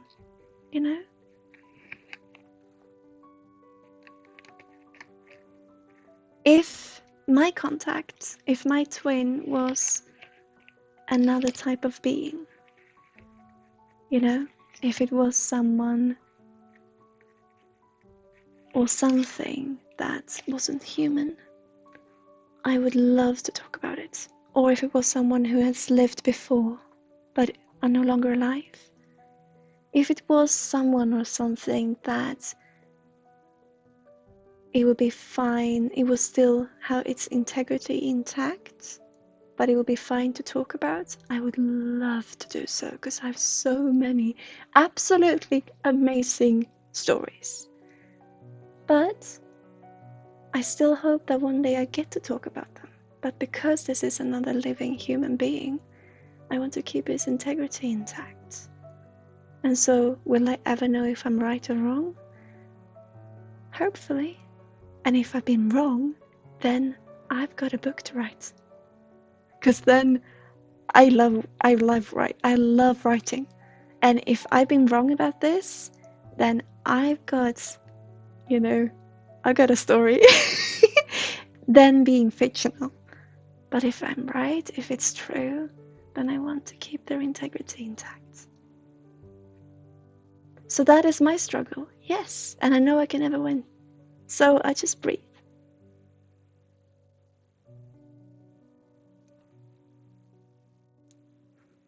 Dogs are the best mates you can have, indeed. I am a bit of a cat person myself, but I love dogs. Woof woof. Oh, you have that emote as well.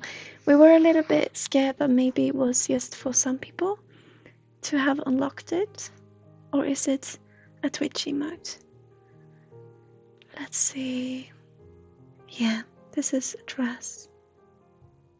It would be very similar to the other one I did in how it moves, I think.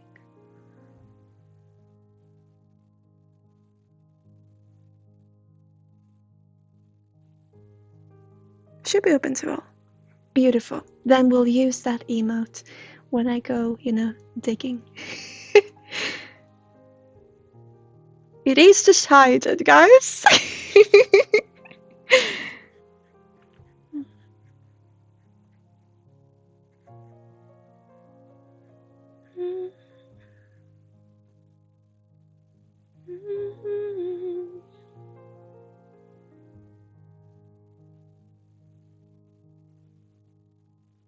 So yeah, if I am privileged enough to get to know whether it's true or not with my telepathic twin, if I get to know that it's not true and I can really feel it not to be true, I got a story to write. Beautiful story. And if it turns out to be true and they feel right with it, then we got another type of story to write and to do together. Hopefully. Or I will never learn. I will never know. Well, it still helps me. It's the same with how my guides work. They can be external beings, or they can be my illusions. For me, it doesn't matter because it works. And it works for me. And it has me feel good. And it has me being able to do my work. So I'm just happy.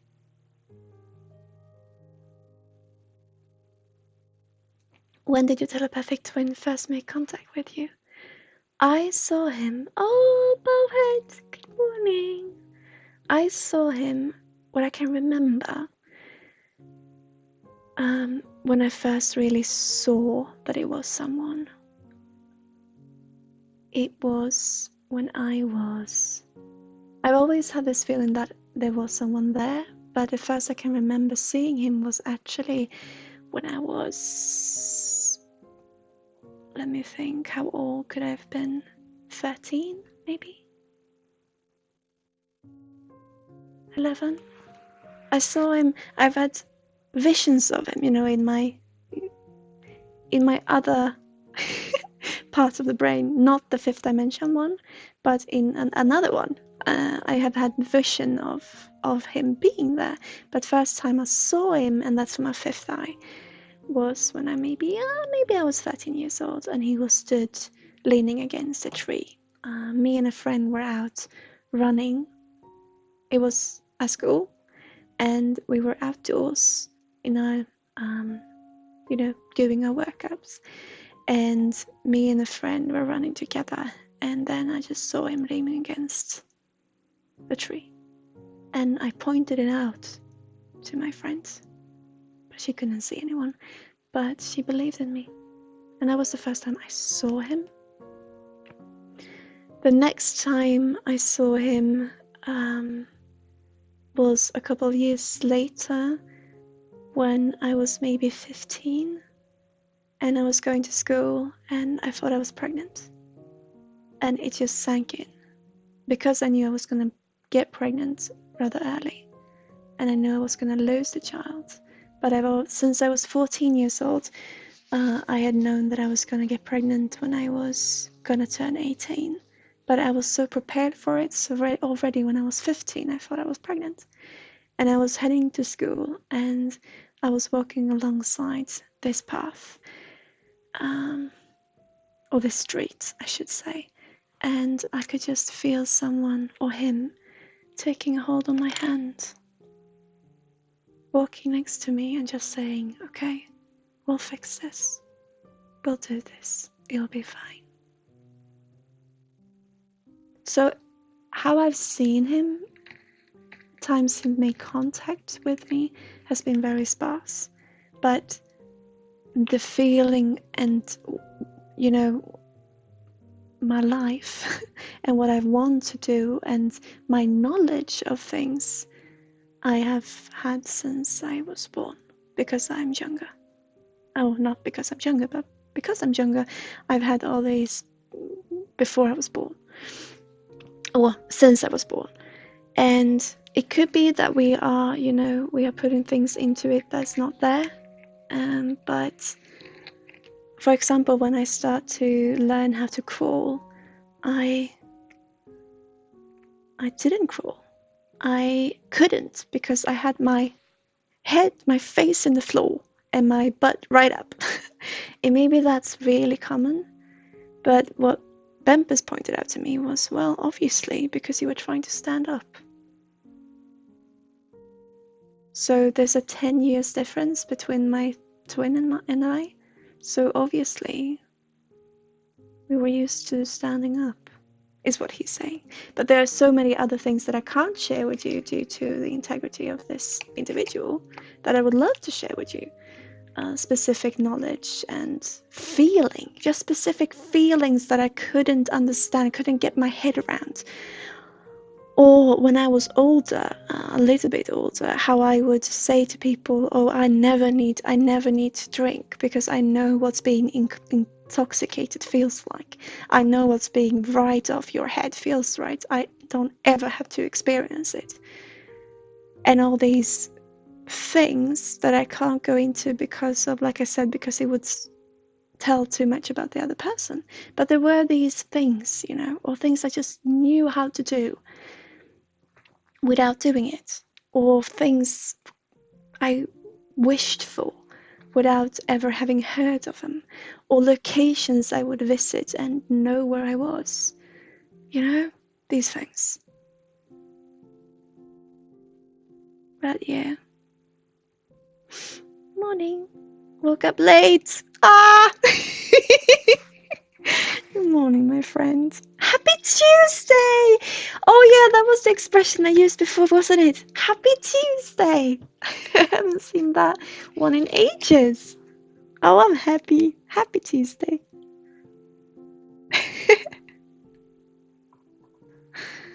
So yeah. Let me see. We're gonna have some kind of a sun. I think I still want to be on this side with the yellow. I don't even know if you can see the yellow. But yeah. But Luke, your question when he first contacted me, if you want to know the first time he astral projected to me, as in him, it was 3 years ago, approximately. No, almost 4 years ago. Oh dear, time moves fast, doesn't it?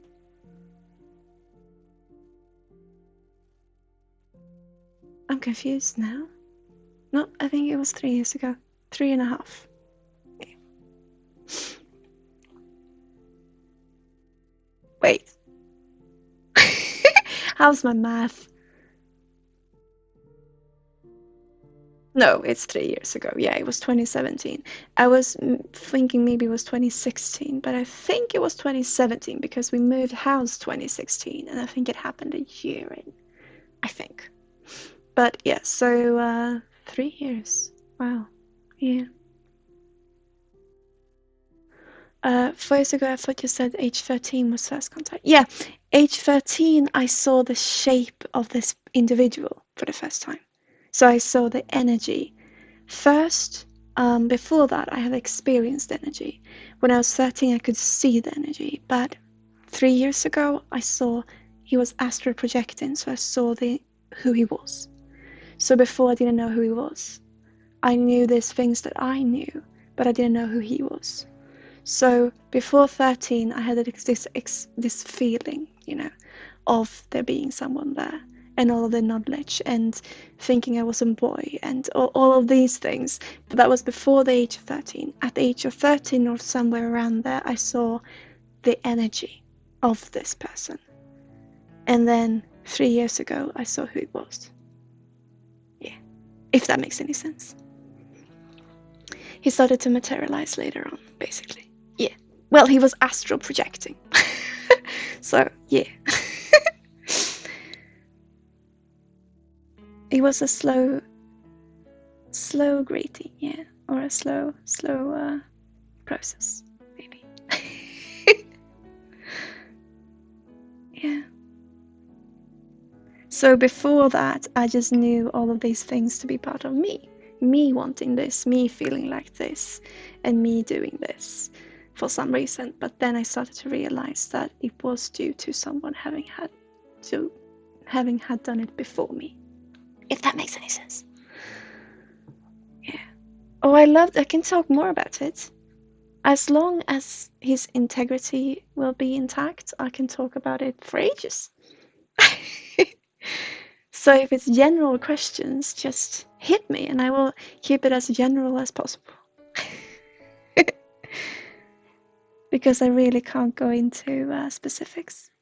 But like I said, if it was someone I knew, that would be fine with it, or it being someplace else, or something else, or from another age, perfect. And I could share, I would love to. But because it being another human being, right now being alive here on Earth, I can't. So, yeah. One day I hope to. We'll see. And I can promise you, if I get to know this to be wrong, I will let you know. And then I will have a beautiful fictional story. Because the story is beautiful. Are you afraid of being in danger to this being by going into too many details? Oh, definitely. Definitely. And all of it, Because that's why I'm vague about my experience. Well, this person that I'm talking about, being someone who's alive out there, I mean, of course, I'm afraid of what they will be doing to me if it turns out to be wrong and someone would have told them that this girl is delusional and thinks this about you, or to simply hurt them because maybe it is true and I know things that they don't want to share and then I go ahead and share them, or maybe this is something that is part of them that they don't share with others, or I'm completely wrong and I can be a scary stalker. So of course I want to keep it. I want to get to know whether it's true or not in a safe way before being able to talk about who it might be, It's super important for me. And then you can say, well, then you just want to live in this delusion. Okay, fine. This delusion or illusion or whatever it is helps me. So yeah, if it turns out to be fictional, it still has helped me. And there are some conditions out there where you split your own personality into several. And I have wanted it to be that. I wanted it to be DID or something similar to it. So I'm waiting to see the day where I can see the different energies next to one another. So this boy that has been with me next to this individual in energy, and I can say, oh, you're not the same. Good, then I can let you be. So if that is what it is, beautiful. But I don't know, and because of being someone out there, of course I'm scared for myself, but I'm scared also for them and for everyone's sake. So I'm not sharing, yeah. because I don't even know if it's true. Maybe one day we can have a private conversation about our experiences with other beings. I have talked about my telepathic twin with several people before, and it was when I thought it could not be true, and I said things that I wish I had not said. So there are people out there who knows who I am thinking it is, who I'm delusional into, you know.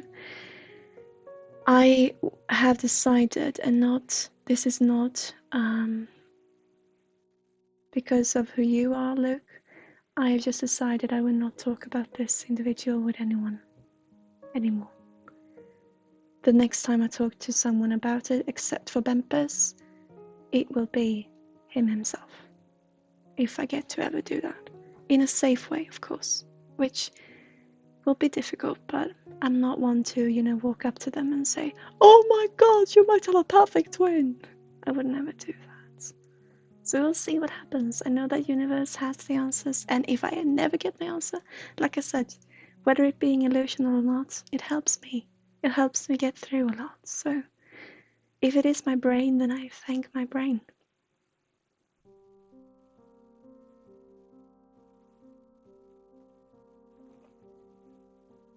I always thought you were talking about Bempers.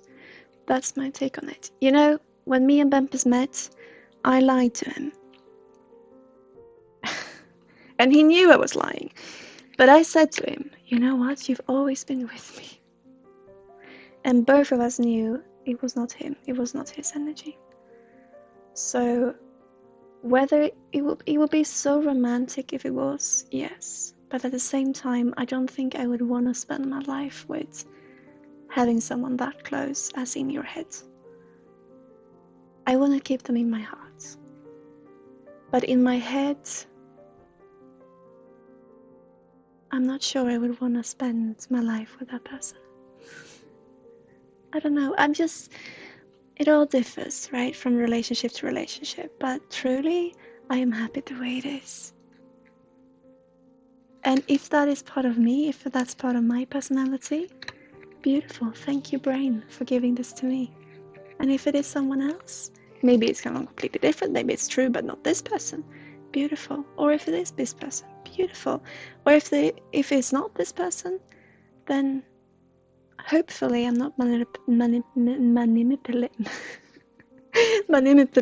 I can't say that word right now, so I guess maybe I am. Their energy, because I would hate to do so.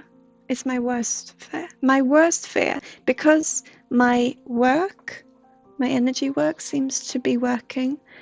My worst fear is that I manipulate them. And I really hope that's not true. But if it is, I will have to apologize in some way. Maybe it helps them. I hope it does. I hope it helps both of us in some way. But yes, I did say that it was Bempus the first time I met him. And I was lying. I knew that in my heart, and he knew it as well. But that did sound romantic, though. In reality, I'm not sure if I would want to live with having him in my head all the time, or want to live with this person being in my head. It's just another type of relationship. It's all.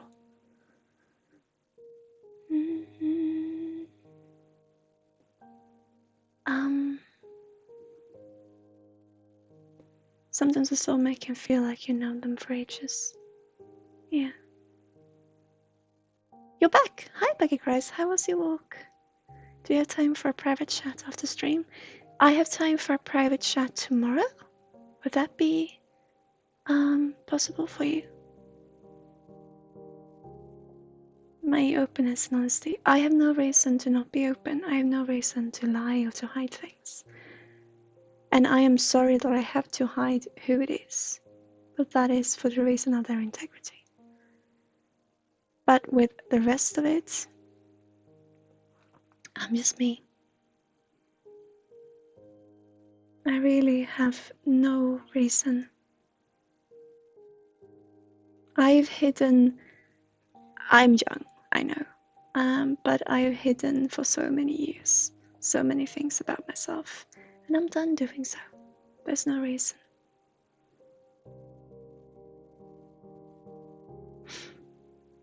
It's good to have private things also, it's okay. Yeah, it's important, but for me it's important when it comes to energy work or actually anything. I want to be open. I want to be able to talk about anything because it's all under the sun, right? It's how I look at it anyway. Yeah. Mm.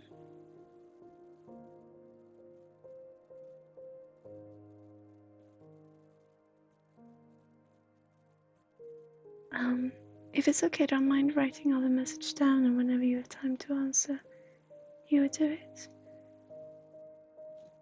Oh, of course, but I do have time tomorrow, like I said. I can call you up tomorrow. Or we can chat if you feel like it. Because maybe you do as you feel. You can write me the message, definitely. Or you can talk to me tomorrow, or both. Do what you feel is right.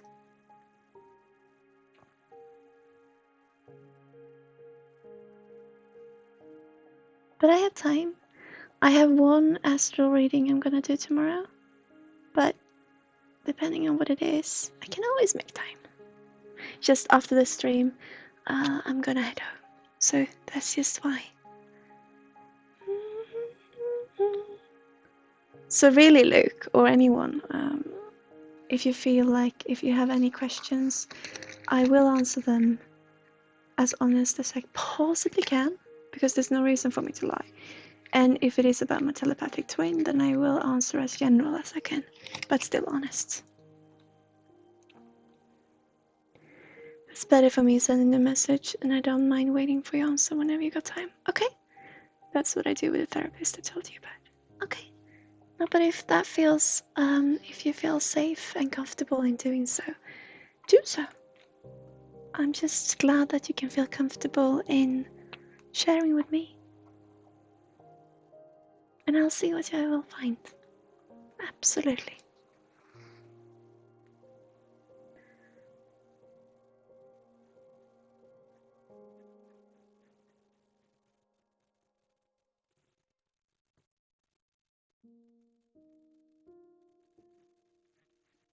Like Bob Ross would say, it's time for a big decision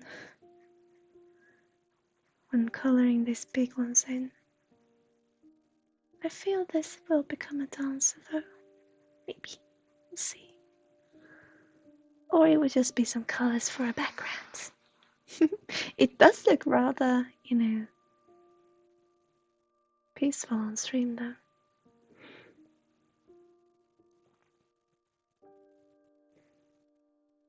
I think you told me about doing this before as well. About what? Bigger Christ. Whenever I felt the need to reach out for you, you send a message and you would answer me when you had time. Oh, yeah, definitely.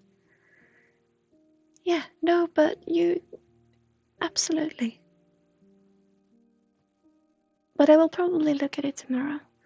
Like I said, I do have a big astro reading tomorrow, but I will definitely take a look at your message. Yeah.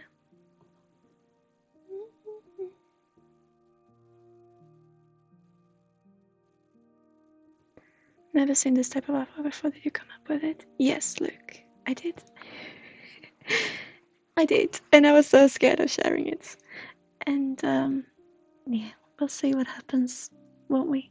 And like I said, if this turns out to be no shapes that we can recognize, then it will be the background of something other beautiful. But I do feel this is some kind of a dress going on here, with someone dancing, and this dress goes around, circling around the body. And I think we're gonna have, I think the torso will bend over a bit, and we'll probably have a face somewhere around here. But we'll see what happens. Don't worry, take all the time you need. Oh, thank you, Beggar Grace. But I will. And if it's ever something that you feel you need answer for as quickly as possible, just let me know about it, and I'll do it as quickly as possible.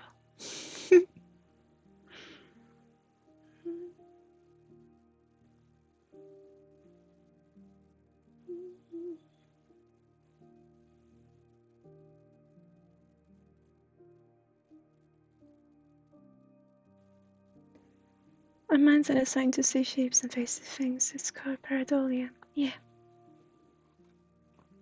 Yeah, and I love using that. I love working with that. But we're all shaped and constructed in different ways. And Bempus and other people that are very important to me doesn't always see the shapes I see. So it has been rather hurtful to me. My father is one of them. He doesn't really see the shapes that I see, or when I write, he doesn't really understand my wordings because we function in different ways. And Bumpers also function in a different way to me. So it has been rather hurtful to me. Because I've been so sensitive, and I am a sensitive person. But because it being so important to showcase that I can do something, this stream is a way for me to try to get out of that zone, to just draw lines. It doesn't matter. But it really has mattered to me in such a dramatic way for such a long time. So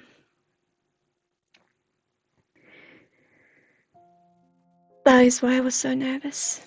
But yeah, I love seeing shapes in shapes, seeing different shapes, and I love to work with it. But I know that not everyone does. And that's fine. But yeah, it's been very emotional for me. I can be true and open with that. Kind of like a raw shark or black ink. Yeah, definitely. And I was thinking, if we ever do these and they don't turn out to be anything, I also want to do these shades, like I said, these shadows. I want to clip to remove some parts of the painting in the middle and put a background to it behind it, creating some beautiful shadows of shapes, other shapes, people, or what it might be. But we'll see what happens. I hope that it still looks beautiful simply coloring it in also. And I love this, having a little chat. It is entertaining and pretty neat. Thank you so much, Luke. I'm so happy that you find it that way. I wanted to be honest. I was gonna play a game. I was gonna continue with House Slipper, but I want to talk about it. I want to talk to you guys because when everything went not as to plan last Tuesday, a week ago, streaming for 6 hours does do a little to my head, and games and playing video games has always put my head into this room of dizziness. And I don't know if it's too much stimuli that I can't handle or whatever it might be, but playing video games almost has me feeling this. I can't focus on anything afterwards, and it takes hours for me to get back. So working with energy and playing video games was really difficult for me, even though it was such an easy game, so to speak. It was really difficult. And so I was thinking, because I still like playing video games, and it is a nice thing to do sometimes, I was thinking, trying to find a way for me to get back into the feeling of, work, of being open to energy, and getting myself back, because it feels like I'm dissociating from myself when I've been playing video games. I just want to say that sometimes I do cross over the lines and create a bigger one where there were two separate ones before. Crossing the lines in artwork! Oh dear. But yeah. It's just generally following the lines in, you know, some description, some way. But so I was thinking of bringing my tarot deck, my other one, here, and reading cards, meeting cards, not in a reading, but meeting the cards as to what they have to say, and not in a reading. I know that sounds maybe difficult to understand and to comprehend, but I do have this where I feel like meeting the cards just to hear them out, and not because of getting an answer to anything, just to hear them out. And maybe that could be a way for me to get back into feeling comfortable within my own head again. I don't know. Or we just do this instead of playing video games. I don't know, really.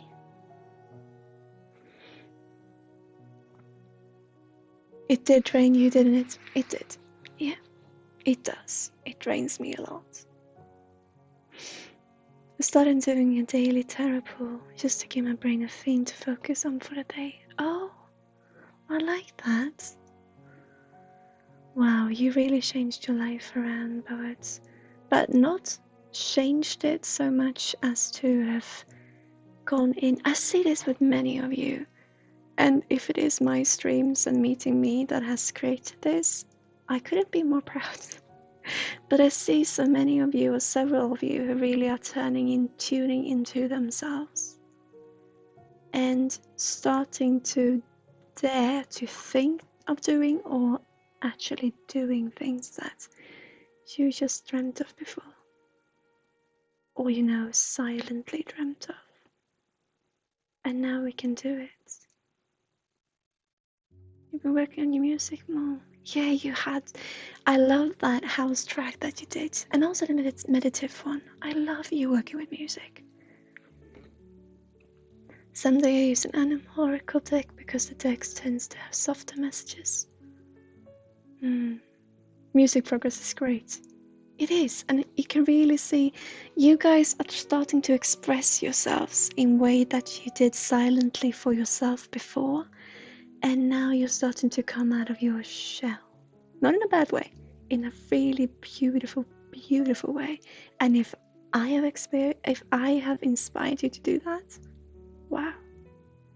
How I wish you could inspire me to do the same. And I'm on my way. Look, I'm on my way, guys. But yeah, Pegacris, you can tell it was draining me, didn't you? I think that was why you could be quite, you know, that it was okay that it didn't go so well afterwards either. Because it does drain my energy playing video games. Yeah.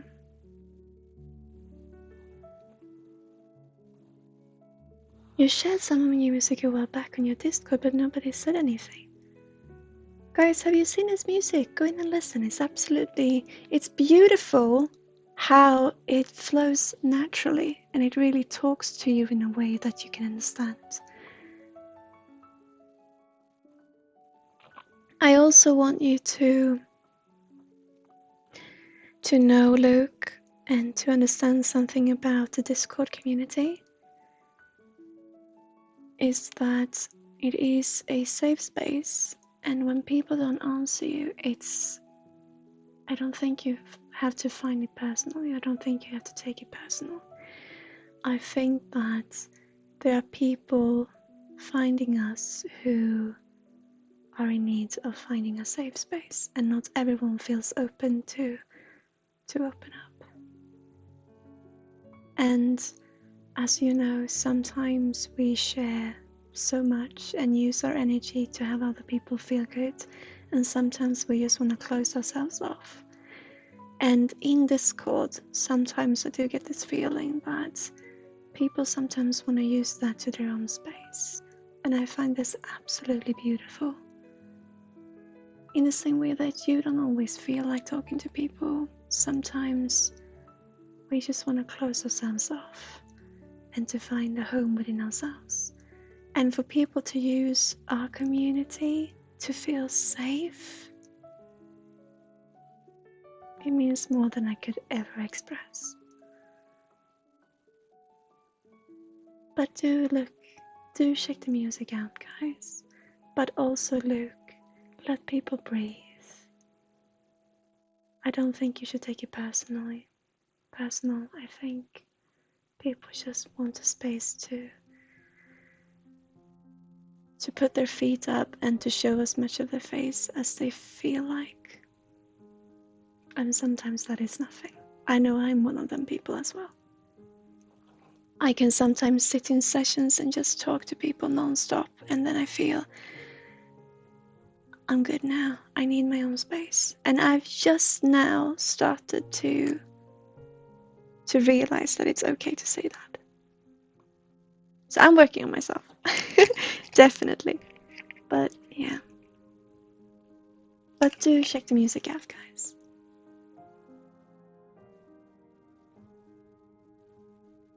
Ever since I started this journey, I've noticed the same. Yeah. Sometimes I don't know how to say what I'm thinking, and then I type 0 things. When I played CSGO 2 years ago, I could play for like 10 hours consecutive. Before I stopped playing it, I just couldn't stand playing one or two. It would drain me a lot. Wait, when I played CSGO 2 years ago, I could play for like 10 hours before I stopped playing. Oh, you mean now when you were going back into nature and the energy vibes? I take it personal. I feel like people think my stuff is crap basically when they say nothing. I don't think that's true, Luke. I don't think it's true. When people don't answer you, I think it has more to do with them than with you. So ask them. Everyone here in chat now, go into our Discord and check Luke's music out. If you feel like it. I really like how you play with the music. I like how you talk with the music. How you really get this, the natural flow going. But not everyone is open to anything but themselves right now. And I think it's important to respect that. But I'm sorry that you take it personal. But I don't think there's any intention behind it. But thank you for sharing.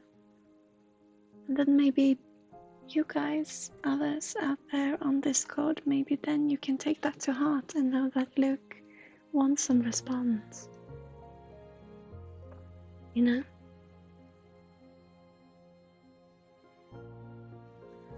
CSGO is mostly aim button Molax now, unfortunately. Started almost 2 years ago to do daily into nature. Oh, I thought something happened. I wonder what's going on. I don't think you should oblige anyone to see what you create. No, just share it and take the beauty that comes with it. Just knowing that other people may see it. And respect the responses you do get.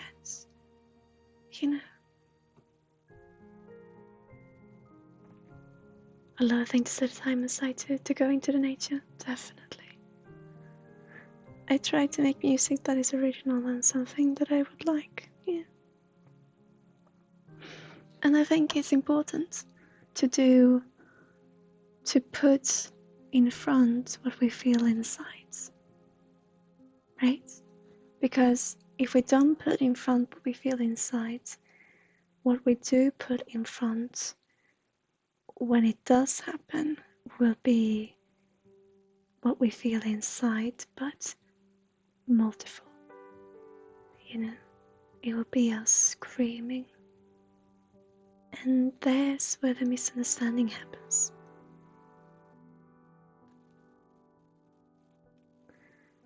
If people are interested, they will check it out. Yeah. And there will be people who are interested, look. And there will be people who need our community for other things, for other reasons. I'm still adjusting to living in Serbia, but force myself to enjoy what's available here. Suburbia, yeah.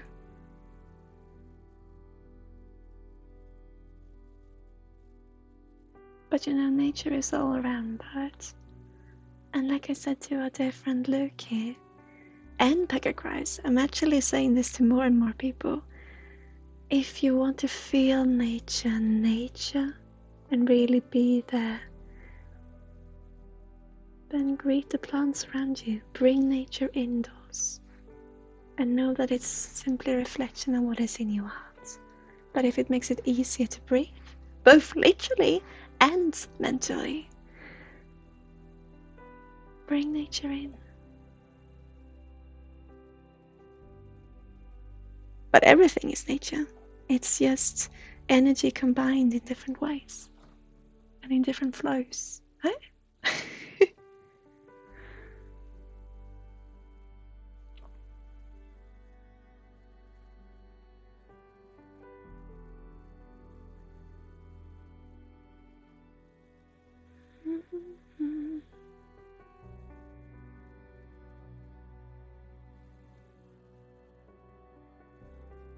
I wish I could bring a whole forest inside. You know what? You can.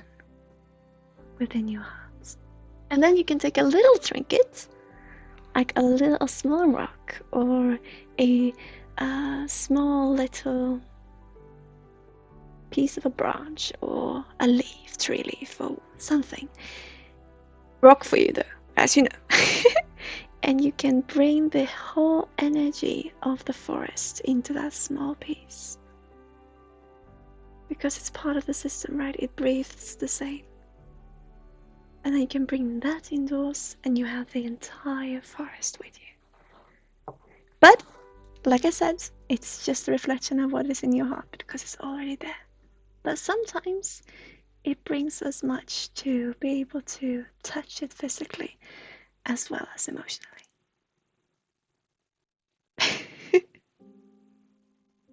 Start with houseplants. Yes, indeed. If you feel it right to you.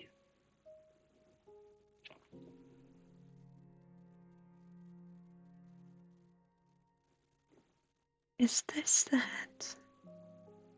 I'll continue on with the dress and we'll see.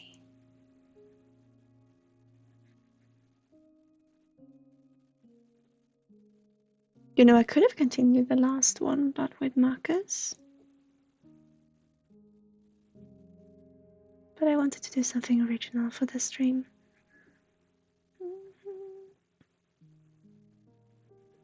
And I love Marcus. I call them, I think you heard me say, I call them felt tips. And I don't know why. I just do. I've never heard my twin say it. I've never seen it in the system. But I call them soft tips or felt tips. No idea where I picked it up from. Maybe an art streamer somewhere.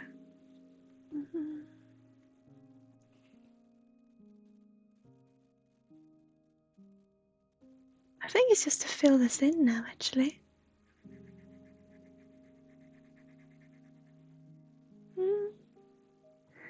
Is it easy to configure a stream on Twitch? It depends. I find it rather difficult, but it depends. Twitch has now got their own streaming program or app that they're doing, that they're launching, that they are saying is good for, or that they've already launched, sorry, that they say is good for new streamers. But they're all different kinds of programs we can use. I use Streamlabs and it is difficult, but it does give me beautiful things in return when I do take my time to learn it. But as of right now, I still don't know how to play my outro. So maybe there'll be none for this stream because I can't find it still. I'm looking at the monitor now with all but Streamlabs on, and I still can't find what it is. So There will probably be none today, so I will say it instead.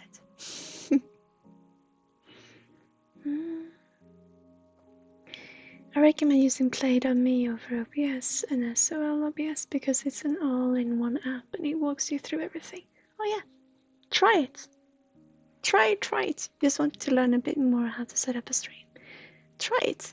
I use Streamlabs OBS, but try Play.me if it feels right to you. There's many of them out there.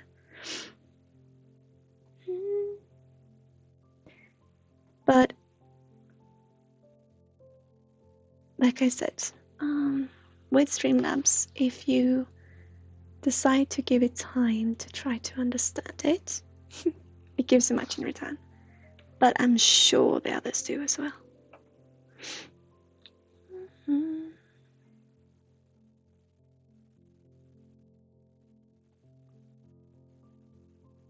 Tara, I'm having a hell of a time.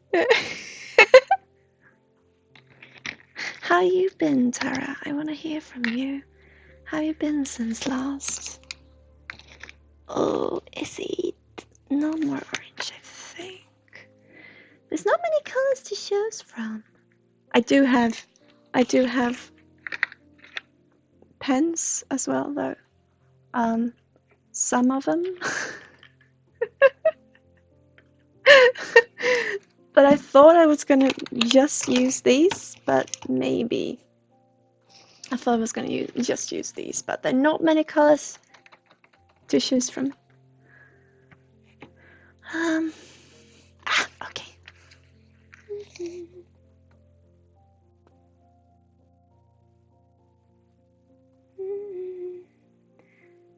Trying to set up a meditation stream. Oh, I love it. Oh, I love it. I would love to see. I want to, because we have so many beautiful meditations coming through during our sessions, I want to make videos using, because now I got epidemic sound, I am free to use this kind of music also in videos. So I would love to make meditative videos, especially for the pond. I talk so much about the pond, but I haven't actually put it out there. You can find it in several streams, but I haven't done a certain, this is its rightful place. So I would love to do it. But that means making a video. And I just feel so uncertain. I don't know.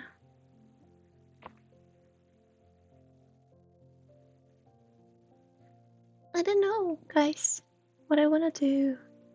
But I would love to see your stream, Tara. I have to come by and check it out. Yeah, I will also. Me too! Count me in!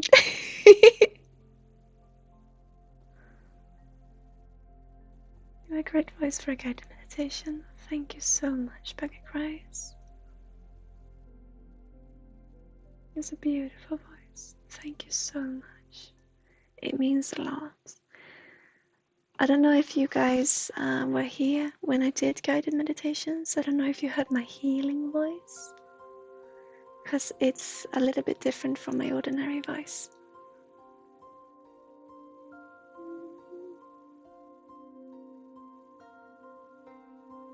But you know what? I decided I'm definitely gonna do a video for the pond because it is such a beautiful meditation. I'll be here soon once the kids settle in. We'll be live as soon once the kids settle in. Yay! Oh, I'm gonna tune in. If you need help setting up a stream, I can guide you through it. Oh, that's so kind of you, Luke. Also me, Tara, but if you choose something else, then Stream OBS, I have no clue. And still with Streamlabs OBS, I have no clue. But I'm always here for you, my friend.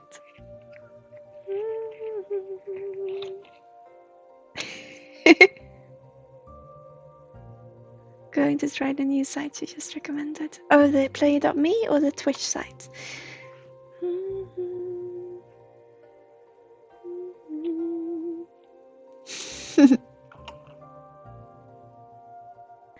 Just remember, Tara, to do this for you. Because it is your time, it's your free time. And do this for you, and then reflect what you feel inside outward.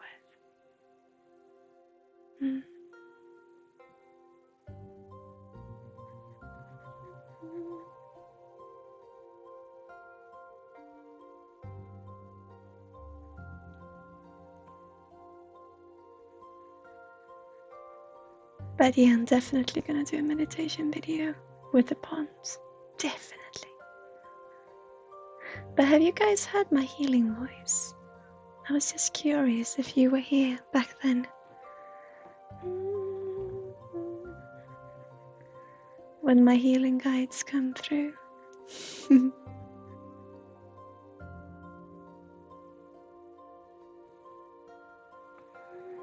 haven't heard it? No.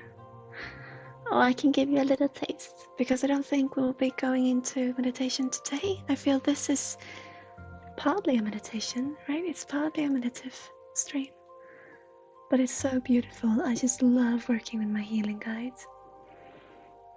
And when he comes in, I can see if I can find it.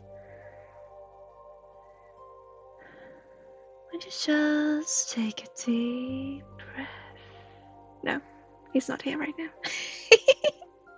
But I love it, and I'm definitely gonna do a video on the pond because I just love the concept of it.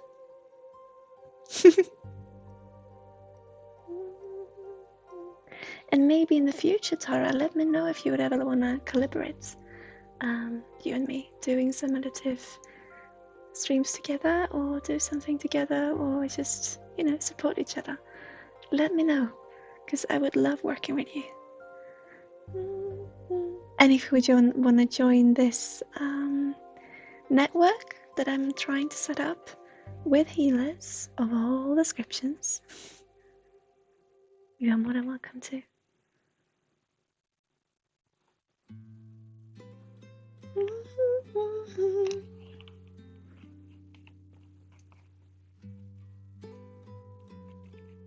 Do amazing meditations. I've done some on stream, and I love doing them. Collaboration sounds great. A great idea. Yeah, if you feel like it, let me know, because I would love to.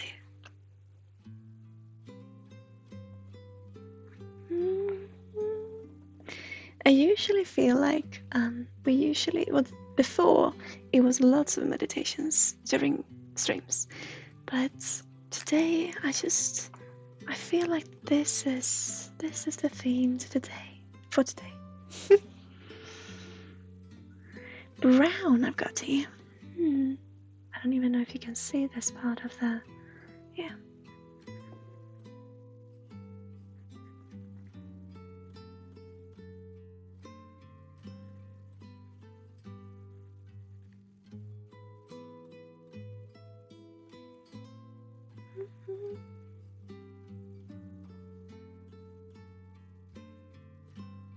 Oops.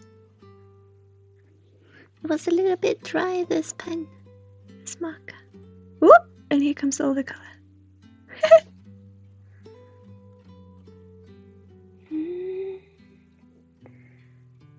I have to get some Cat5 cables so I can hand by my computer. Just set up my own space and running off Wi-Fi. Oh!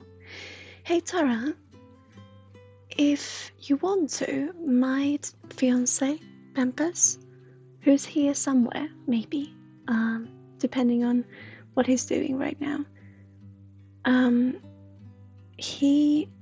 In chat, he works with IT, so if there's any way he can help you, just by, helping you in some way, let me know, and let him know. Pampers, are you here, love? Or maybe you have other stuff to be doing. He has a full-time job besides our company, so he might be a bit busy right now. But just let him know. I'm sure he would love to help you. We'll see if he tunes in. Are you still wanting to work on the project we were talking about? Absolutely, Luke. I would love to. Bembus is almost done with the webpage as well. The program is working. All is well. It just needs some aesthetic work, but it works.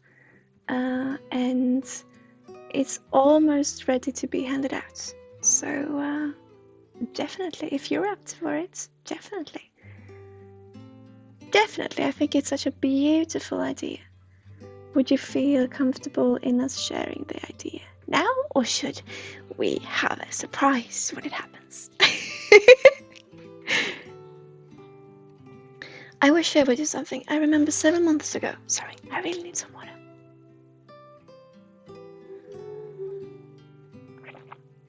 I was checking out for Tara's stream, and the first time I'm going to check out what you were doing, I thought you were from Australia.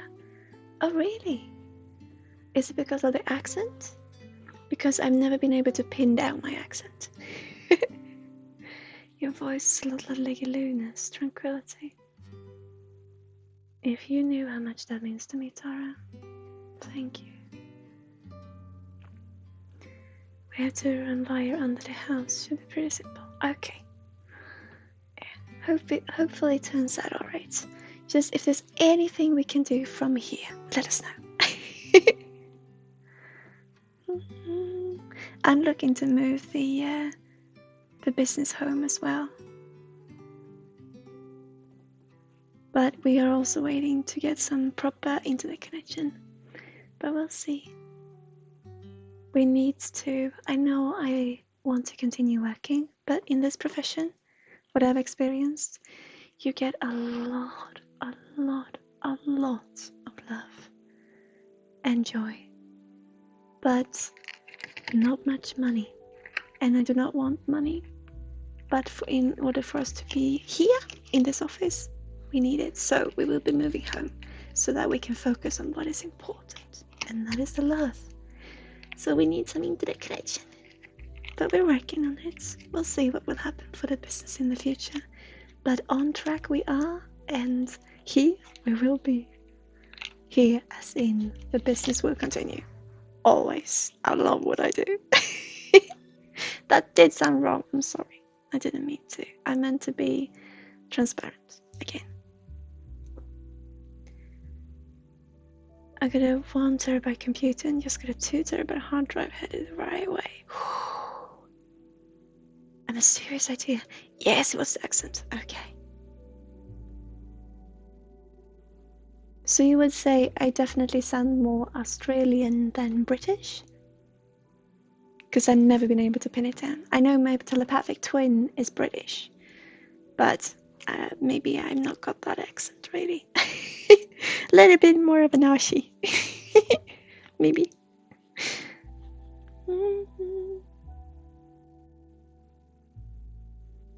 At that time, yeah. Maybe a cross between Australia and Aussie and Brit. Yeah, maybe. Maybe I'm just myself, you know. But I did pick up the accent from nowhere, and I was rather bullied for it. Oh dear.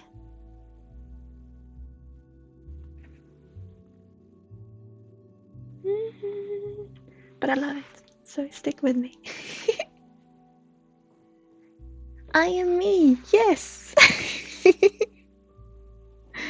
Definitely.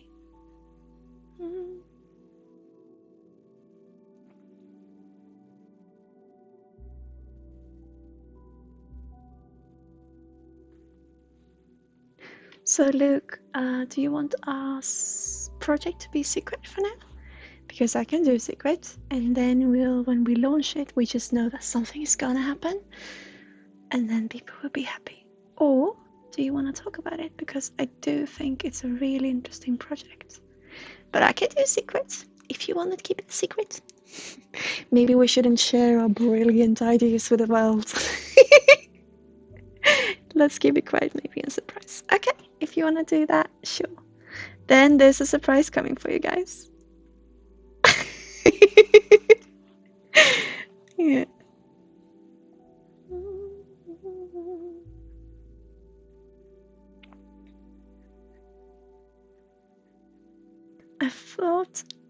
just got this feeling I wanted to talk to you. I had this reading once. Oh, okay. Oh, it wants to be blue. Makes sense. I had this reading once where, and I think I shared this before, but it was so beautiful. This lady was wanting to work with energy and hadn't really gotten into it. And this was a very short, brief reading. It was during those events where people can come and try it out for themselves. And what came through for her to be doing was so beautiful. And at first I thought, I'm not going to share this with anyone because I don't want anyone else to take her idea or our idea, you know. But then I remembered, or I realized, why not? I want to share everything because I'm not one to say, you know, I want to do better than anyone else, or I want to keep this being just mine. No, if I find something, I want to share it with the world so that we all can take part of it. Some things, like my company, I always want to keep in check. Yes, I want to have some control over it. But what we experience, I want to share with as many as possible. And I would love hearing other people's experiences, you know? That's why I love education so much. To share. So what came through was so beautiful because she was good with colors and she loved painting, came through in the reading. What came through was that she could be painting with energy. And she could have clients come to her who had no eyesight. Whether they closed their eyes or if they had no eyesight, no ability to see, if they were blind. And they would come to her and she could, with energy, start painting a picture in front of them. Just simply with energy, you know? Simply paint, you know? And they could feel with the energy, they could see the colors, the emotion, and just feel it, what they could not see. And I thought it was such a beautiful concept. I love when my guides send me these. I just, sometimes things come up that are amazing. I really feel it. And for some reason, I really felt like talking about that now. Yeah. It's so beautiful sometimes. And it's always beautiful, but some ideas that come up, how much joy they can bring to the world. And with joy, unfortunately, also the dark sides to it. But I think we should focus on the joy. Because if we just focused on what comes, you know, everything is in balance.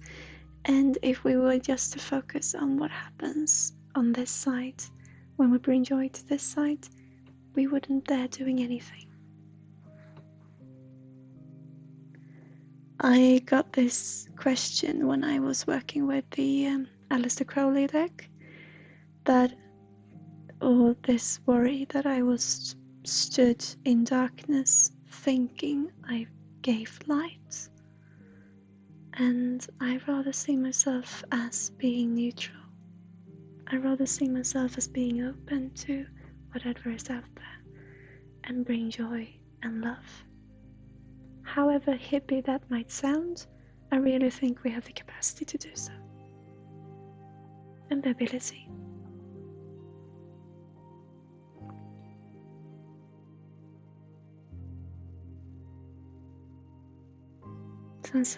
Neutral, yeah. Because I don't think, like I said before, I don't think energy is light or dark, evil or good. I think energy is energy. And I believe everything is a reaction. And everything is in movement. So let's move with it. There's nothing else we can do. Let's do it from our hearts. It's when we are trying to resist it that we build up the strain. And it's with the strain the frustration comes. And it's with the frustration the misunderstanding happens. And it's in that we can find paths to be beneficial to us when they are being the opposite.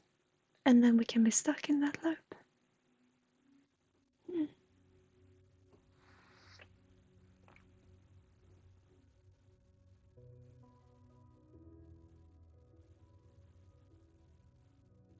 Now this arm here is yellow.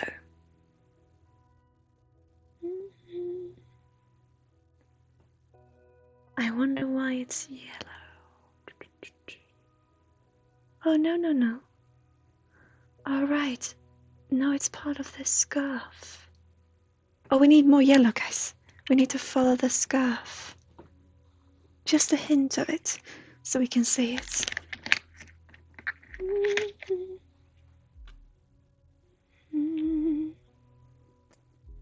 Oh. Let's see. It's the one going here, right? So we should have a bit of hint of it here.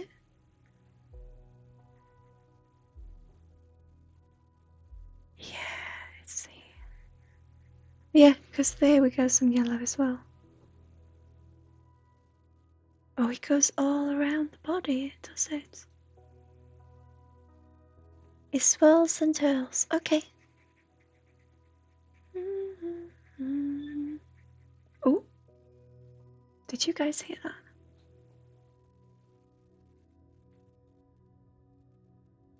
Hang on, guys.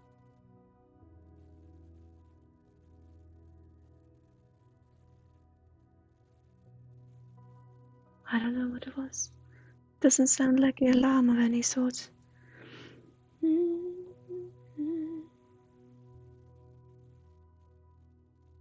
Alright, so it's coming down here. And then it goes here.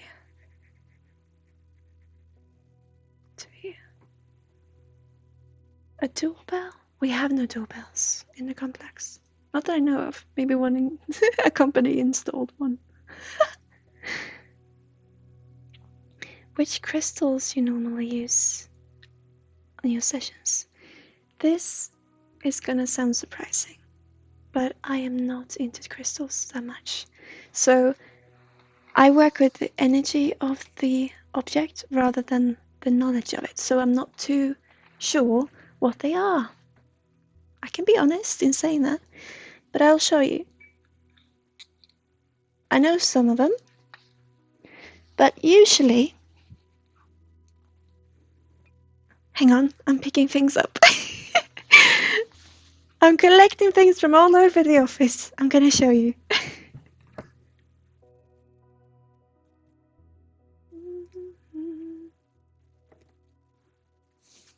Hang on! I'm gonna show you what I work with. Okay.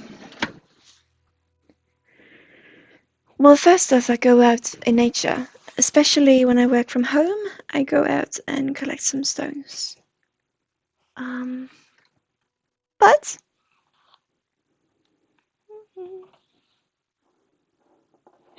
what is life without crystals?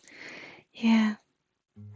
Well, I feel like the collected energy inside of a crystal is a reflection of the collected energy around it. Like with every object, if that makes any sense.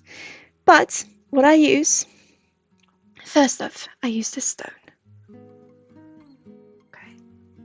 This is a stone that I use, oh, you can see it in the camera, can't you? When I work with people in distance. If someone wants a reading, energy reading, and they're sending me their picture, for example, I collect or I gather the information of their energy and the energy shards, and I bring it into the stone. And so when I then meet the energy, I can meet it in physical form, being this little stone.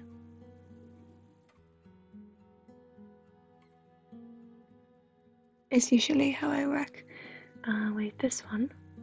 This one was actually an art project, so you can see a little crack here.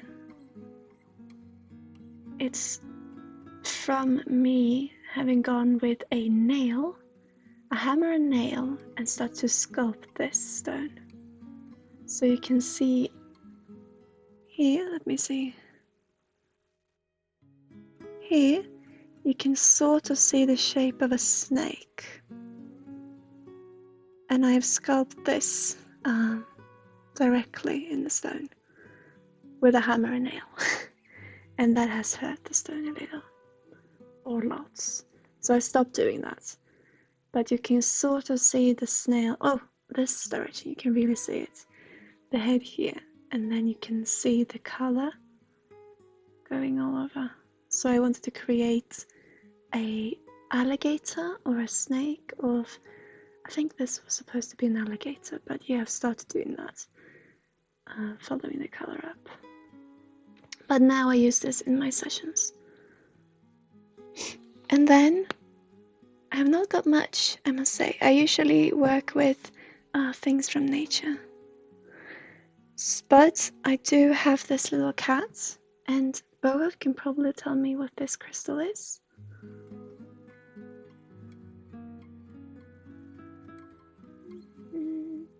I know what it's called in Swedish.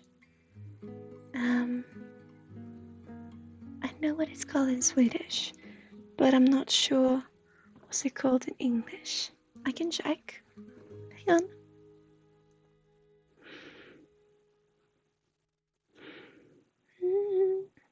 on. Hang on.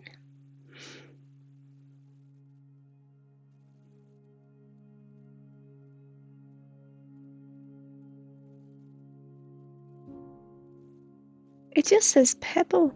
Rock crystal pebble. A clear quartz. Yeah, maybe. It just said rock crystal. It's called bergskristall in Swedish. But I use that little kitty cat, and then I use lapis lazulite. This one. This is the newest edition, and like I said, I don't have many. Then I use this, which is citrus, right? I think.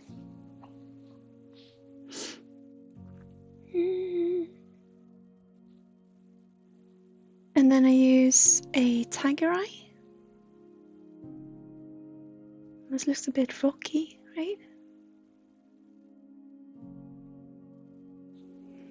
And then an amethyst. Amethysts I work with different of them, several of them, because they're my stone, kind of my crystal. I feel like. You keep tiger eyes on your desk. This is a very small one though, but I really don't work with much. I combine these sometimes in healing. I use this, which is something that I bought from IKEA long time ago, and it's supposed to be a little scented, and I wonder if it's bark that they've colored and scented. But I use these. Before I used these, as I did before, when they threw dice, you know, or they threw, shamans usually did, didn't they? When they threw different pebbles and crystals and stones and rocks, and they would throw them like this, and depending on how they landed, they would get their reading, right? I used these as that when I was younger. Now I use them in combination with one of the crystals, for example the amethyst, and I tap them together over the body.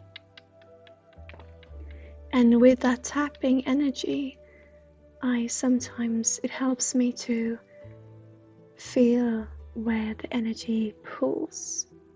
It's difficult to explain, but when the pull gets stronger, and that's probably where I will need to do my cleansing. So I use that as a compass sometimes, those two, or one of these and a crystal.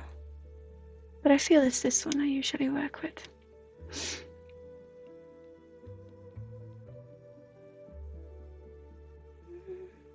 Amethyst as a crystal ally is wonderful. Yeah, I could see myself with a necklace with a blue crystal. Blue is the color of healing, so that is beautiful. And also, for me, this lapis lazuli look stands for believing in yourself. But it differs from people to people, person to person. But I work with those. Here you have amethyst again. Oh no. In a necklace. I think, yeah, it's amethyst. And this I usually work with. I don't believe in dark and light energy, but when the energy feels dark, when it feels like it's pulling it into a negative reaction, I usually use this one to work with it. And then I have this one, which is really difficult for me. This energy is really tough. I don't know where it comes from. And this is a difficult energy for me to work with, so I rarely do, but sometimes I do use it.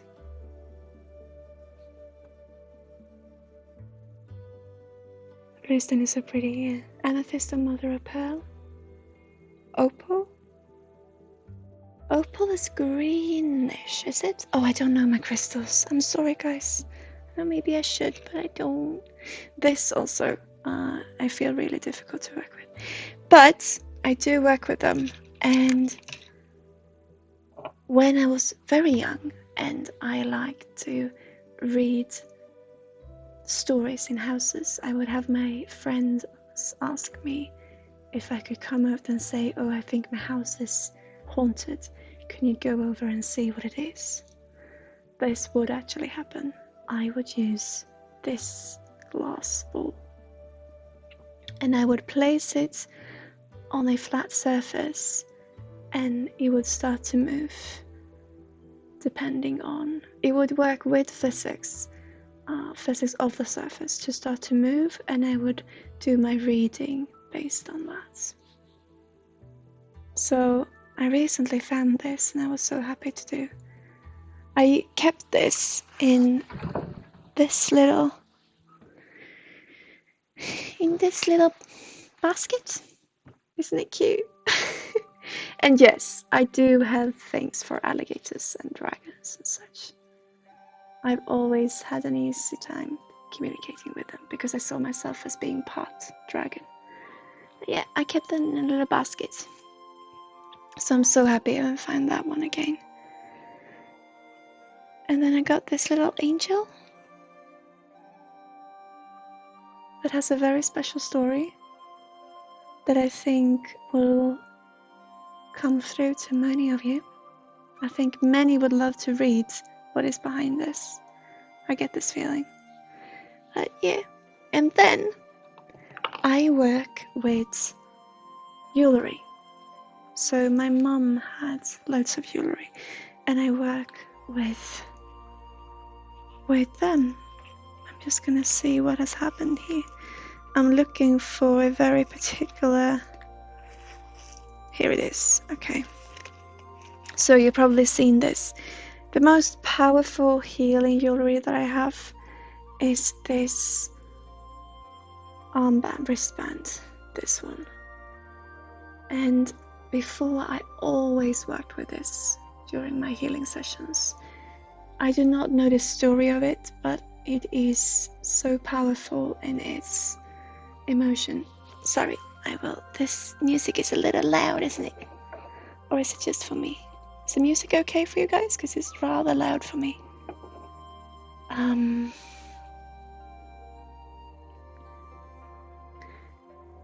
Now, as you've probably seen, I usually work with, or almost always work with this one.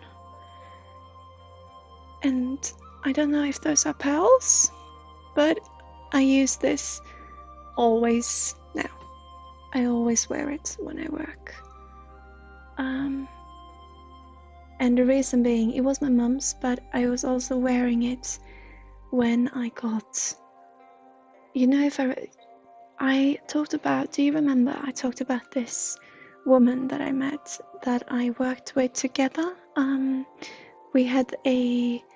We'd performed a healing together, me and her. And she also gave me a healing. And I'm not used to getting healings. And I was wearing this wristband when I got it. And so this is for my own strength and for my own healing process. And so I always wear this when I work nowadays. But I have all sorts of different trinkets that could come in when I work, depending on who you are. So I work with jewelry a lot. Well, I had a period when I worked a lot with jewelry. Not so much anymore because I usually just wear this, but sometimes it happens. Yeah. Lapis lazuli is great for pendants, but the energy is quite strong, especially when you're close to your throat. Sodalite is a similar stone but lacks the gold threads. Some people find it easier to wear daily. Oh, poets. People, come to her if you want to know about crystals. It's so beautiful. It's such a beautiful world, you know, with crystals. But I see now what you mean with gold threads. Yeah.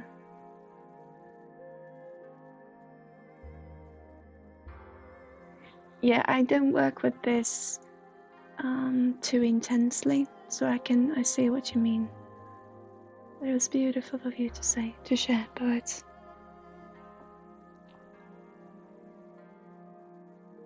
So yeah, this angel, do you want to know the story behind it? Do you? I'm just gonna collect all my trinkets. Oh, and I keep them in this box.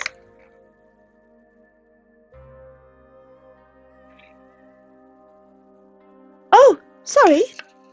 This one is fluorite. It says here. Fluorite.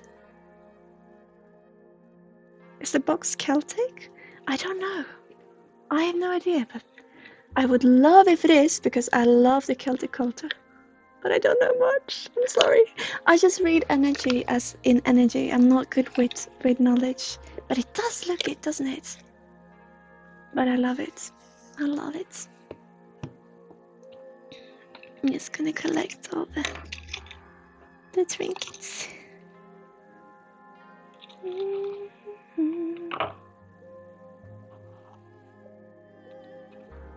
This one I think is beautiful also.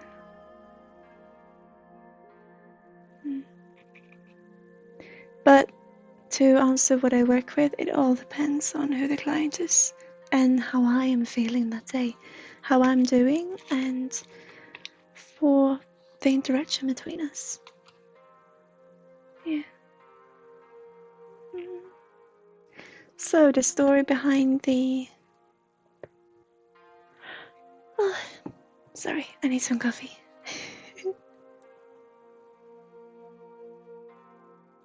Can look similar than I expect. I lived in Scotland in my past life. I was I've actually found myself. But I am scared now of sharing. And I can't even remember, really. But I was... Oh, fine. You know what? If more people feel the same, that no, this was actually me, then maybe we have a similar story. You know? I'm just gonna have to check. Because there's so many words I can't find in English right now.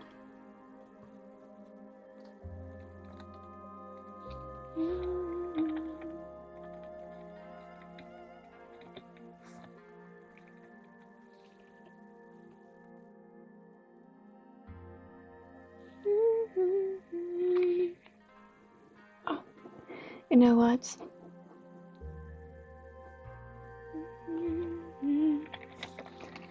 No, okay. I'm just gonna talk about what it was. Hang on.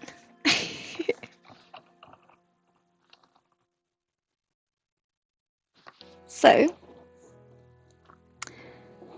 okay. So I worked as a court jester. And what was so interesting with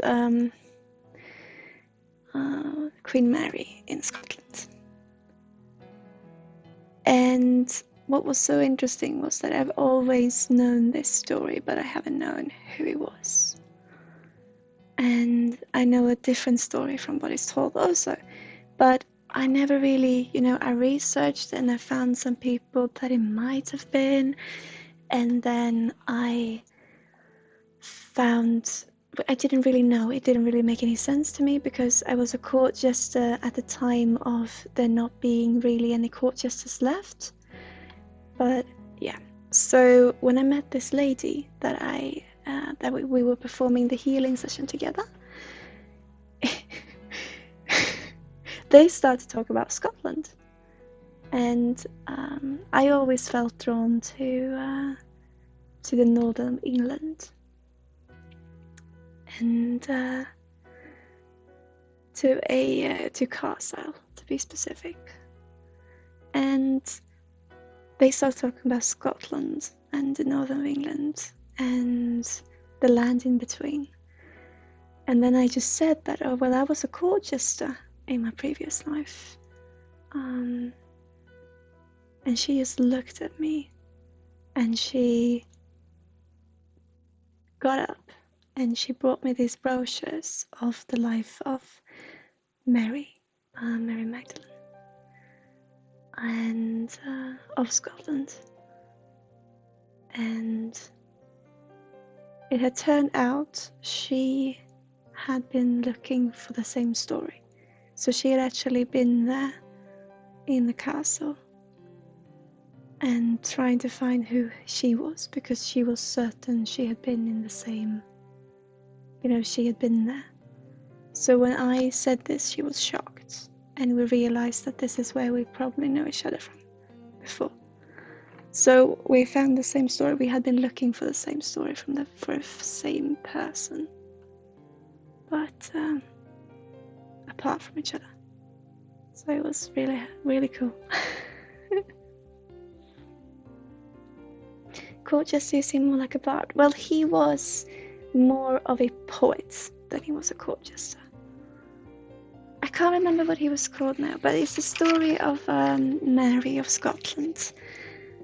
And it was David, I think. He just got too close to me, so I just I tried to not think about it too much. So Mary Stuart, right? And she had a court jester, David. I seem to remember. Mary of Scots, yeah. And she had this very close and dear friend who was a poet.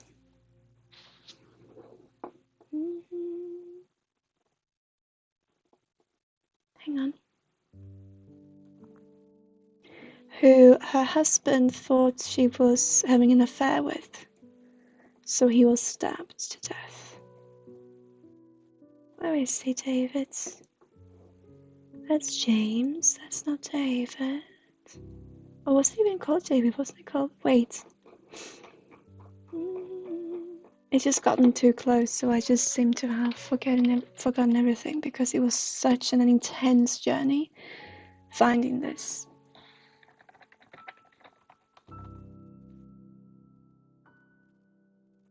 Here is David. Sorry, yeah, David Ritzio. And if you look at him, it's quite interesting. If you take a look at him, but the only thing I knew was that I was a court jester who was playing the fiddle. And when she mentioned this person, I could just see the picture of him holding the fiddle. And then the story of how he was stabbed. And I've always feared of being a public figure, because I was thinking people would be stabbing me to death. So that's interesting where it comes from. But it's also interesting how I can't even remember his name now. But David Ritzio, yeah, that's it. But the story was very different, what I've been told, from what it says in the history books. But it ended the same way. Yeah. So what I experienced was that he was killed off because he fell in love with someone he should not have had.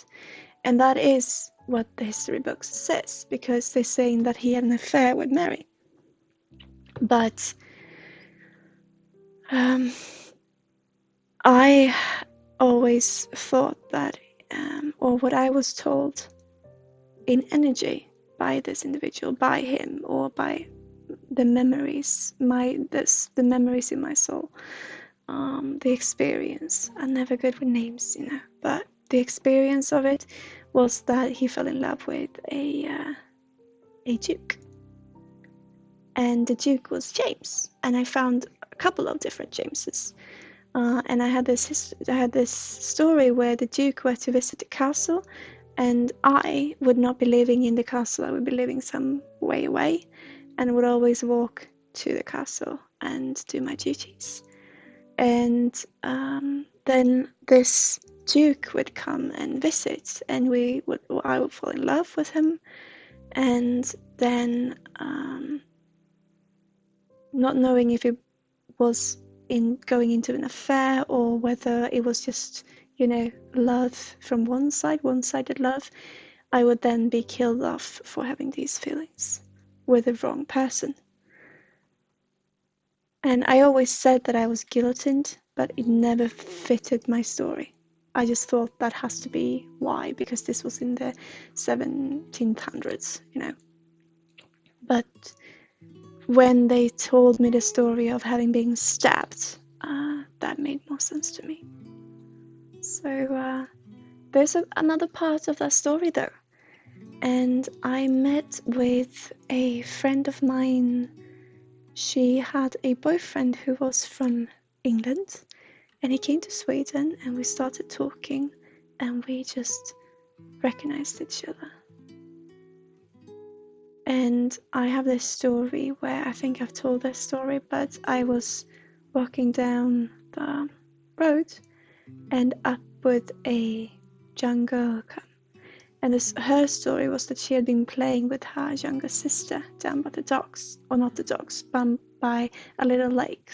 And it was just them there, and they were been playing with this boat, and the little sister died. And rather than going back home and facing the parents, this young girl went on her own way and met me, or who was me before. And I would then take care of her. So if these stories collide, if these stories are the same, that would mean that there was a little girl not being cared for somewhere, not on the castle grounds, waiting for David or someone to come and care for her as he was being stabbed. And because she was in hiding, and I don't know why, except for her story, I don't know why this was, if he couldn't take care of children, I don't know what, or simply because she was supposed to be home with the parents, I don't know. But it makes the story even sadder if those stories are the same, one and the same. that when he was being stabbed, he couldn't tell anyone that there was a young girl waiting for him. Yeah. So when I met this person, he thought, he felt, he had a similar story. He felt he had been a girl. And when I told this story, he just knew that it was the same. So we'd met each other again. But I didn't know about Mary of Scots then. So if it is the same story, then it's rather sad. Well, it was sad already, but yeah. But he was more of a poet. But he was a court jester, but he was more of a poet, in a sense. Or a counselor, actually, even. So, yeah. And this duke was buried at sea. So they don't know what happened to him either. But I haven't, I couldn't even remember his name, as you know. So I'm trying to leave that behind. But yep, that is something. And I know I would love to go and visit Carlisle someday. And Carlisle, apparently, it's interesting because it doesn't really fit the story. Because I felt Carlisle was home. But Carlisle, I think, now I can mistake myself. Maybe I remember wrong here. I'm not too into the history of it. But I think that was where Mary of Scots ran to and hid away after he was killed. But maybe that means they've been there before. I don't know. But yeah. So, yeah.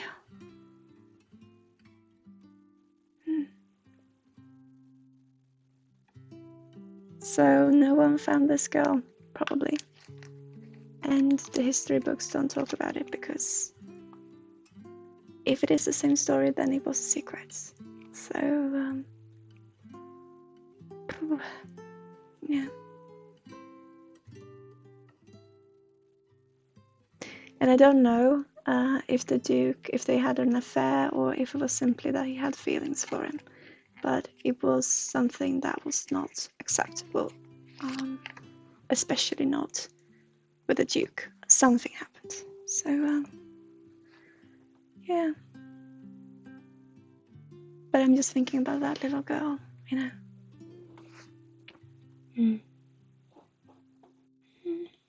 Okay. But I find it fascinating that I can't even remember what would have been my name. I just really want to close that chapter, I feel like. But I am gonna go visit Carlisle, definitely.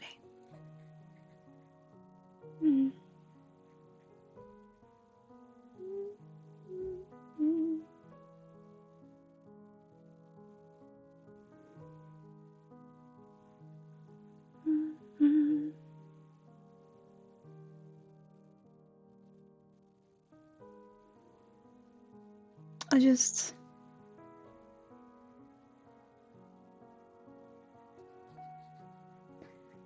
Apparently what happened was he was sat down to eat at the table, and then I don't know how many of them, but the kings or the dukes, I've really been blocked out from everything. This can't even remember what I read in the book. But their henchmen or some of the men just got up and stabbed him, I don't know, 52 times or something, and then they threw the body out the window of the castle. And all I can think of is wanting to tell about that poor little girl, waiting for him to come back home.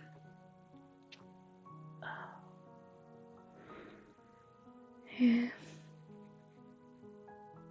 But you can find more information, it's all there, except for that part. But the story that we know, or according to the history books, are true. You can find David Rizzio, and the Mary of Scots. 52 times, I think it was. I can't remember. You can see for yourself.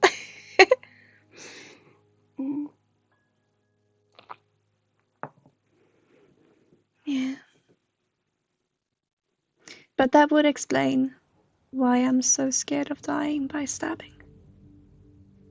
And that was why I was scared going into, the public to be able to see me.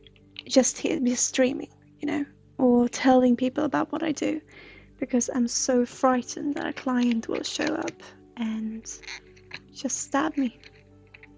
So I would understand where that fear comes from. And if it comes from that, then I've nothing to fear, right? But now I said it online, so... I said I have nothing to hide, right?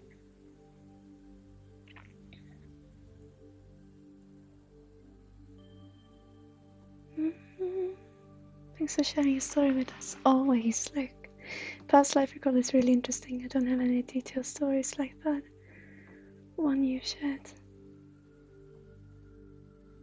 The thing is, because this was to do with Carcile, and because he was a homosexual man who played the fiddle. We don't know if David Rizzio was homosexual, but in my experience, the person I was. And the English countryside, and in the 1700s, I can't even remember the dates now. I am completely shut up from it. But in my experience, that really resonated with how I saw life today and how I felt I didn't belong in all of this that we do.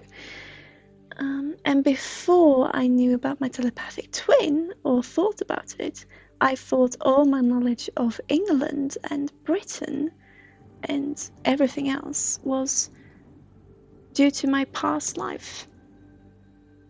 And then when I realized it's a double up, and this David Rizzio, he might not even have been me, it could have been my guide. And one interesting thing is that mediums that I've spoken to says that although we are telepathically bonded, my twin and I, there is someone in between, making sure that the right information comes through. And that could be the soul of David Rizzio. Who knows? Who knows? But yeah, it's interesting to think about, isn't it? This here is a leg.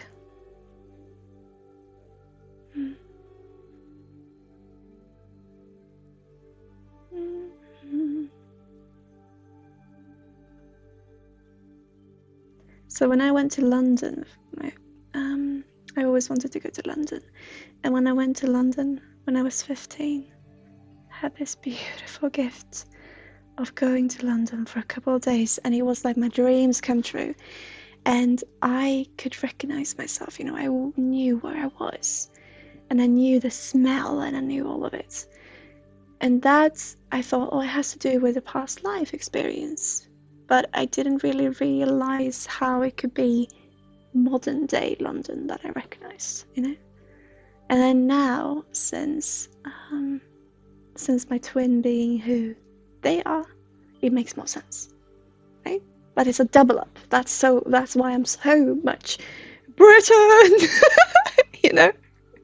maybe. The possibility are endless, yeah. Oh yeah, they definitely are. Not to even mention different dimensions and timelines and trajectory, dimensional timelines. All of it. Yeah. I know I just repeated every single word I said, that's why I said it that way.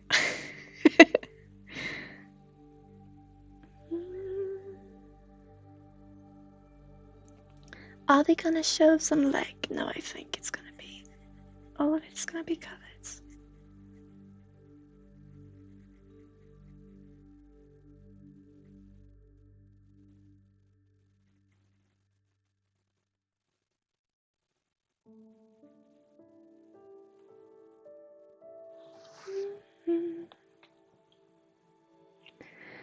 What's your opinion in past lives and other worlds, cosmic seeds? There are many people talking about star seeds out there right now, is there not? And I'm as open to that as anything else. I don't see why that should not be possible. Of course it can. I would love to hear experiences of it. I would love to.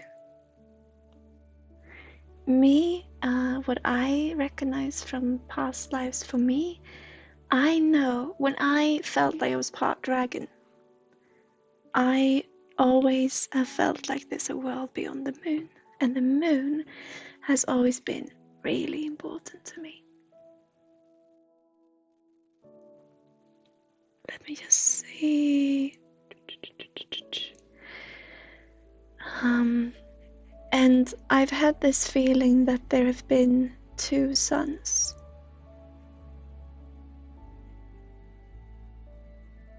On either side, or one on each side of our solar system. That has nothing to do with the moon, I know, but I've always had the feeling. But for me, I see this world, but also the moon means so much to me. And for me, I feel like I've been a shapeshifter between, dragon and shaman. But most of my lives I see are from this earth. But I also resonate with starseeds, so I'm really not sure. But I see it, I'm as open to that as anything else. It's beautiful how people are starting to open up about it, I think. How do you feel, Becca Grace? Indigo children, yeah. For me, it's really amazing the idea of going through different lives, colonizing worlds. One of the ways life is spread through the universe. Indeed. Indeed. I just see it as a collective energy, And I see no reason for it to be the same energy on other planets. In other universes even, I believe everything is connected. Maybe that's because it's the easiest way for my brain to handle it, to even thinking about it. But yeah, for me, that is how it is. But I'm open to learning. I'm open to hearing stories and what you've gone through. And like Luke, if you feel you've seen aliens, I'm open to that. Of course there's aliens. I see no reason why we should not be. But I also see that they are not aliens in the sense that we are also connected. But maybe we're not. I don't know. I'd love to explore it though.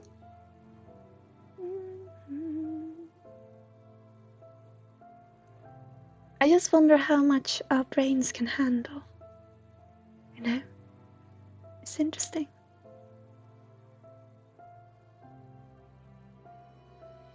Right now I'm having an issue with this, and that is that the face is clearly here. But I also see this as being the color, and the face then being somewhere over here.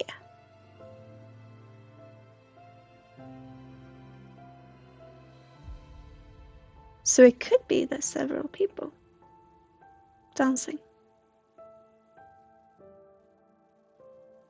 I'm just gonna color it in and see what happens.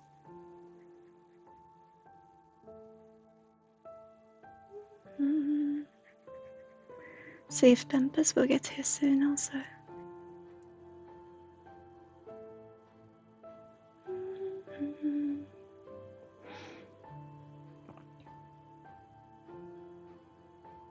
So no, that's what I feel. I really think that we're all connected.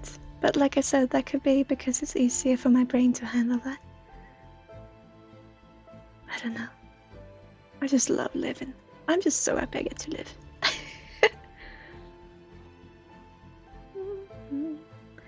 Both of these are gonna be orange now. Ooh. All three of them. And this one too.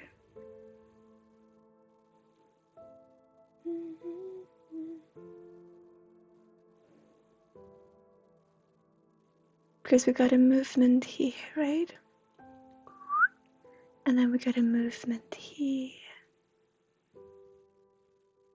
And that one goes up here. We need red there. Can I have orange here? And maybe here.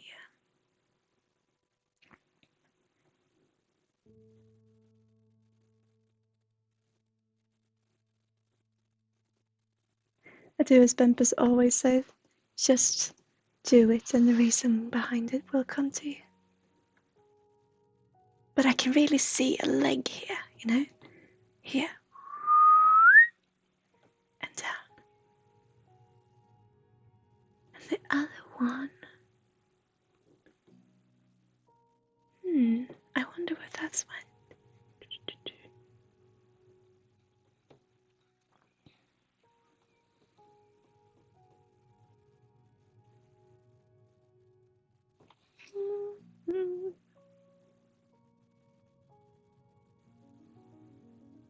See a Mardi Gras mask. Yeah. Oh yeah, on stream I can see something entirely different. Oh, that's interesting. It's really interesting. Oh, we'll see what happens. We'll see what happens. Probably not get finished in another 10 years, but we're having fun doing it, right? A side view, yeah. It looks completely different on stream. Well, not completely different, but it does look different.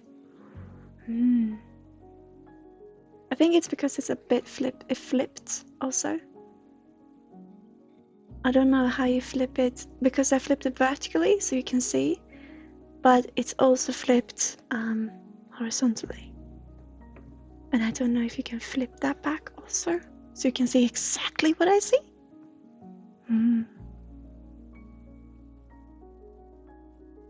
I don't know. Should I see if I can see? See if I can see. Let's check. Oh, that's not it. Hang on. There it is. Let's see. What? No, I can just flip it vertically. This looks like. Okay. Well, I think it's fine. You spy! Yeah. But you can see, kind of. Oh, Bumpus is here! Come in, Nanny! It looks, to me, it looks like this. Oh, hang on. Oh, this wasn't easy. Let me change camera view. Hang on. To me, it looks like this. Oh boy, that's orange! No, it doesn't look like that. It was better the other way around. But can you see here? The foot, and then you got a leg moving up here. And then this clearly is a head, right? But this is also, oh, this was difficult. It's also a color. So I would like to have a head here. Oh, we'll see. It's not that orange. It's not that orange. It's more like you see it here. Yeah. A cat. Yeah, maybe. Well, Bumpus is here now, guys. So we'll be heading home and have something to eat. I'm hungry. You wanna say hi? No, hi, hi. Yeah. Ta-da!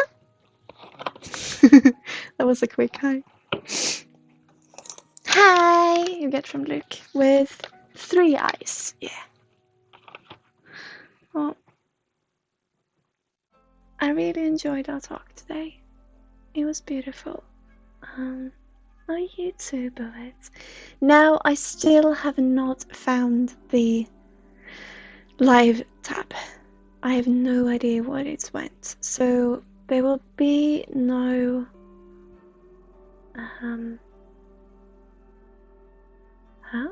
sorry, Bumpus is looking. It's just gone. So there will be no thanks. So there will be no credits. So I will do it now instead. That's really good today. Yeah, I had a nice time too. But so I'll do the credits now. It's fine, honey. I'll work it out next. I'll do the credits. thank you so much for joining us today. Thank you, Luke, TheRoot888, for hosting us. Thank you to our moderators, Streamlabs, and Bempus, who's here, but you can't see him. And thank you so much. We'll be back on Thursday. Continue with this, or maybe do some beating, we'll see. I just feel like being here forever now. This was really calm and chill. I want to stream 9 hours a week, so we'll see how I fit it in, but we'll see.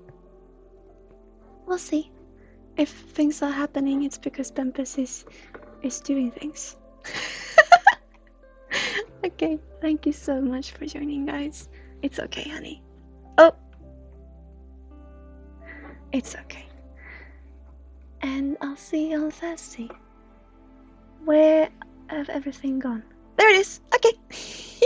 So, for you who wanted to start streaming, maybe player.me is a good choice. But if you take your time to get to know Streamlabs, it gives a lot back. Take care now. Thank you so much for being here. All the love to you. And you too, Fabian. To all of you. Peace and love and understanding. Take care, guys. And for you who is lurking, who's watching, come join us on Discord if you feel like it. You find the link down below. Everyone is welcome as long as you're being respectful to yourself and others. But head on over, and it will say that it is a adult community, and that is because it is recommended that you're 18 and over. There's no, it's not because there's any content that children can't watch or see. It's more that we are still developing all that we do, so we just want to keep it a safe space. But if you are under the age of 18 and still feel safe, then welcome. But you will get the disclaimer, that's why I'm saying. But come on over and join us on Discord. And I'll see you on Thursday.